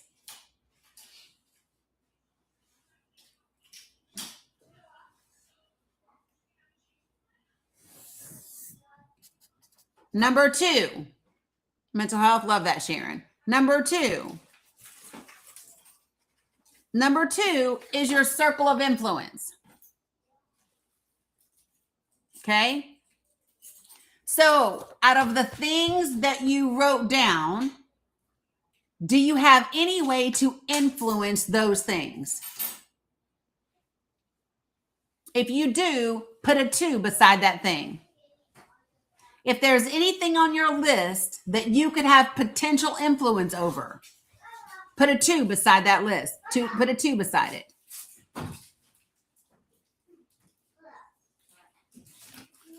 The last circle number 3, is everything else. What goes in your circle number 3 are all the things that you can't control and you can't influence. So whatever is left on your list, thank you, blessed and happy, whatever is on your list, if you did not put a 1 or a 2 beside it, put a 3 beside it. And here's what you want to be thinking about. 80% of your time, your focus, and your energy is on things that are 1s and 2s. And then I'm going to say, go to your house. And you have to leave it, okay? 80% of your time, your focus, and your energy is on number 1 and number 2. Right? Now, let's back up to circle number, everything that you put a 2 beside. Now I want you to put those on their own little columns, right? Put them in their own little columns. And so if you have a list for number 2, that means you can influence it. Now you want to make a list of everything that you can do to influence that particular thing. So what can you do around the SAVE Act? You can write emails to your representatives. You can make phone calls. You can write letters to the editor. You can educate the people in your circles of influence about those things. Right? That's how you can influence that thing. You can influence Congress. You can influence the people around you. You can influence, right? And then you do that. And then once you've done the thing that you can do, you got to let it go. Because guess what? If every single one of us did the thing that we can do, it would all get done. And then you've got to know that whatever is in your circle 3 is in somebody else's circle 1 and circle 2. Oh, there are absolutely ways to influence. Listen, y'all, just because you have GOP or Republican senators doesn't mean you don't write them. Absolutely, you can influence them, especially old school ones. Listen, a lot of your old school Republicans that are sitting in Congress right now don't like the way that things are being done. They do not like it. Many of them are either the Abe Lincoln or the Ronald Reagan folks. And they are different. Now, in my link tree, I give you 5 steps on how to contact your people. You email, and in that email, you have to lay out your case and you have to ask for a response within 5 business days. Give them a week to respond. If they don't respond, then you email again. And then you ask for a response within 3 days and you indicate this is your second request. And then the third go round, that's when you post that shit on social media and you tag them in it and the press in it, and you talk to people about having an unreactive, unresponsive person in the legislature, especially if their ass is up for election this year. This is how you do the work. And you don't get tired. You don't get tired after 1 email or 2 emails because, for God's sake, they wrote a 900-page playbook and a bunch of reports since then and before then. They don't get tired.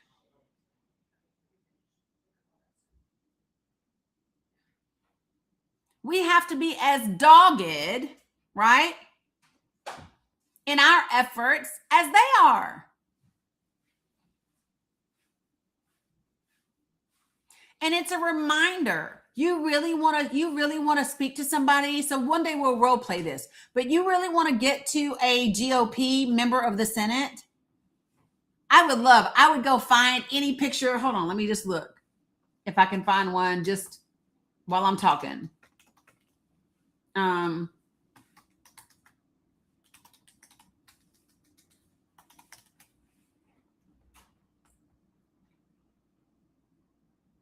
So there's a whole, so let me just tell y'all, Senator Lankford in 2017 is sitting on Fox News talking about John McCain.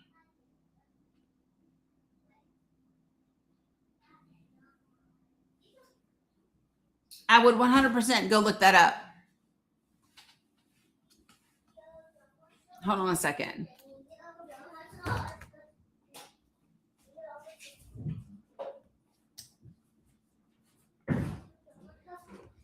So I'm going to tell you what Senator Lankford said about John McCain. Are y'all ready? He said, "I am grieved to hear of the passing of Senator John McCain. Few senators have made a greater impact on the nation. He is an American hero who never stopped serving our country. I pray for peace and strength for his wife, Cindy, and their family as they mourn in the days ahead." Right? I would take his quote. I would look and see if I could find a picture of him with John McCain together. I would put that in my email to him. I would remind him of his words. And then I would remind him of what John McCain had to say about Donald Trump, what John McCain said, or his actions that he took about this country. What would John McCain think of what's happening right now and the threat against Greenland?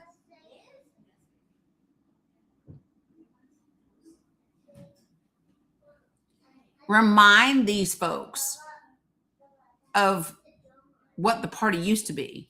And don't get me wrong, you ain't got to have ever loved the Republican Party. But you got to remind them. So I wouldn't even do that. I wouldn't remind them of what they said about Trump. I wouldn't do that. Listen, stop talking about Donald Trump. Stop. The problem isn't Trump. If the GOP members of the Senate and Congress did their damn jobs, had integrity, were true patriots, it wouldn't fucking matter who's in the Oval. Donald Trump is not the problem. The problem is Congress, because they refuse to step up and put a rogue ass crazy president in check. They're on board. The problem is Congress. I would not mention Donald Trump to not a single one of them. I would talk to them about education in their states. I would talk to them about what the people they admired and had relationships with said about the education. That would be the focus. I ain't talking to nobody about Donald Trump, because none of them like him. Let me just be clear. They don't like his ass. He is the means to an end. And Congress did not choose him. The billionaires chose him.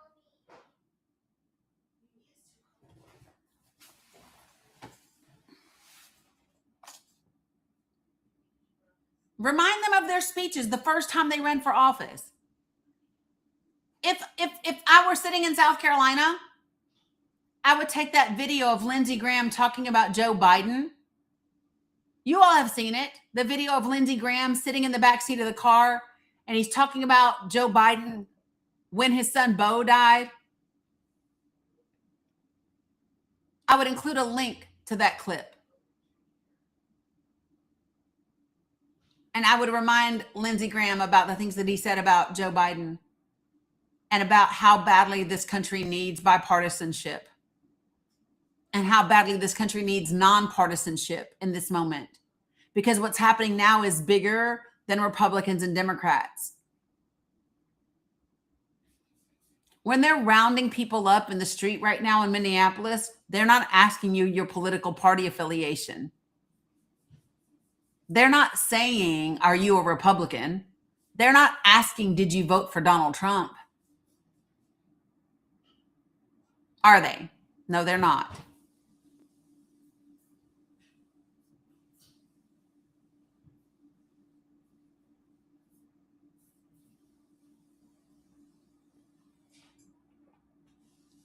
Carla be the one. I'm not sure why that would be. It depends upon what you said in your caption.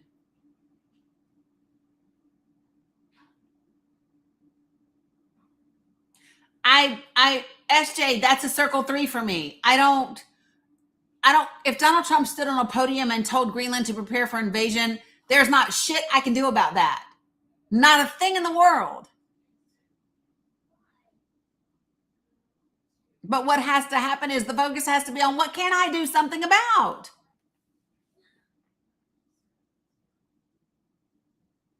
The man also said he won the fucking Nobel Prize and stopped 8 wars. I don't listen to what he says.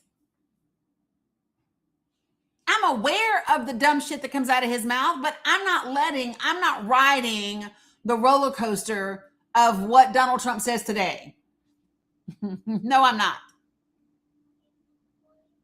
They want you all to forget. They want you to forget that in 9 months and 1 week, we have midterms. They want you to forget that some places are having primaries right now. They want you to forget that you don't just get to stop elections.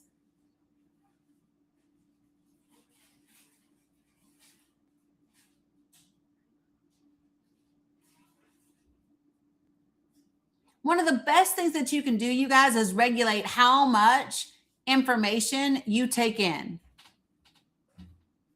The source that you take the information in from, and whether the source that you're getting the information from is rooted in fear, is rooted in, oh, woe is me, we're all going to hell in a handbasket.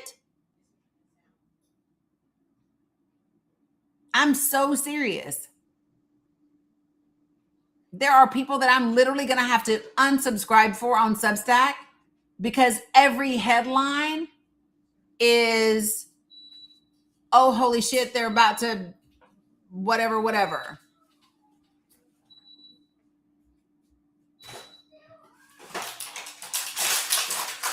Yep, I got you, Invisible String.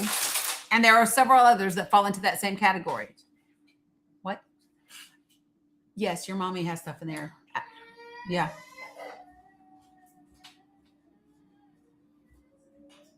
So,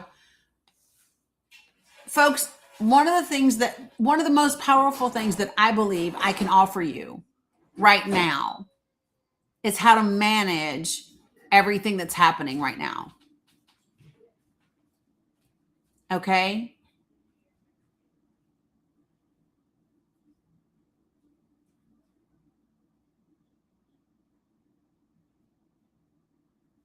One, two, and three. And let me just tell you something. If you are anxious, Marnie, I saw your comment. If you're anxious, you're living in the future. Anxiety comes from living in the future for things that haven't happened.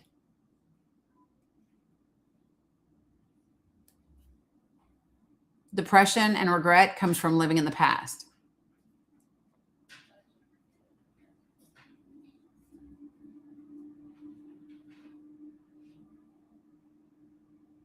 And you have to figure out what you can focus on and what you can't.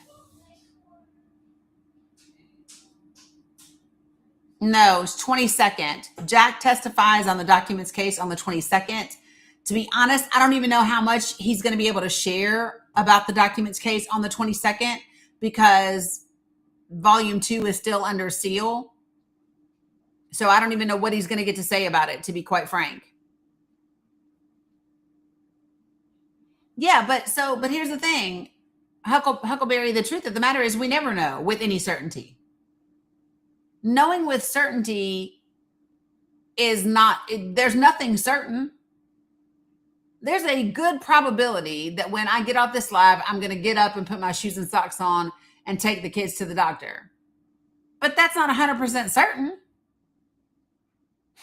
It's not 100% certain. The absolutes and the certainty, it's not happens.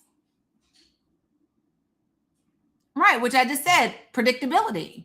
I just said predictability, but that's not certainty. And the bottom line is that there are things that I don't get to control no matter what. So what are the things that I can do about AI? I can write emails. I can make phone calls. I can do educational things. We can talk to people on social media. We can share facts and information, all of that, right? Also, I have a list of about 7 different data centers. Right, not use it. I have 7 different data centers that I'm going to put into a Google Doc and put into my link tree where you can go through the process of opting your information out of them. Okay, I have a list for you guys. Some of them are some of them they make it hard for you to opt out of, but I've got a list. And the truth of the matter is, folks,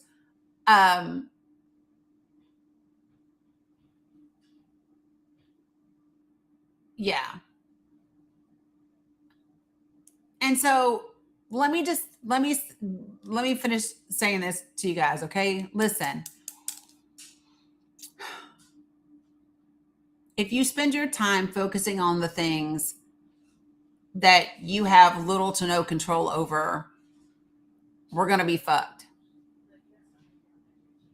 You must get to the place where you focus 80% of your time on things that you can control and the things that you can influence. And then the best thing in the world that you can do for you is figuring out how to support yourself as you navigate what those things are and what those things aren't.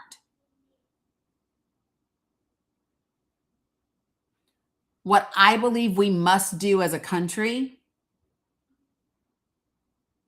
what I think we must do as a country is examine every loophole that they exploited in 2020 leading up to 2021 through January 6th and close every one of them. The one thing that I am grateful for to have come from the last 10 years in politics is the exposure of every loophole and crack that we have in our system that has been exploited so that we can shore those bitches up and keep this from happening again. And the way that we do that most effectively is by becoming very well versed in what they did and how they did it. So one of the biggest things ever that I'm going to, and I keep saying this, don't amplify the lie. In the chat, so many of you all will post comments that have been coming from out of the Trump administration or out of right-wing media groups or whatever. Stop repeating the lies.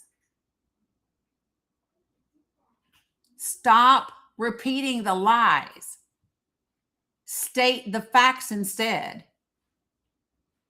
Y'all, in this live, when I covered all the immigration stuff, did you hear me repeat their lies about immigration? Or did you hear me simply go over what the facts are that are contrary to the lies that have been told?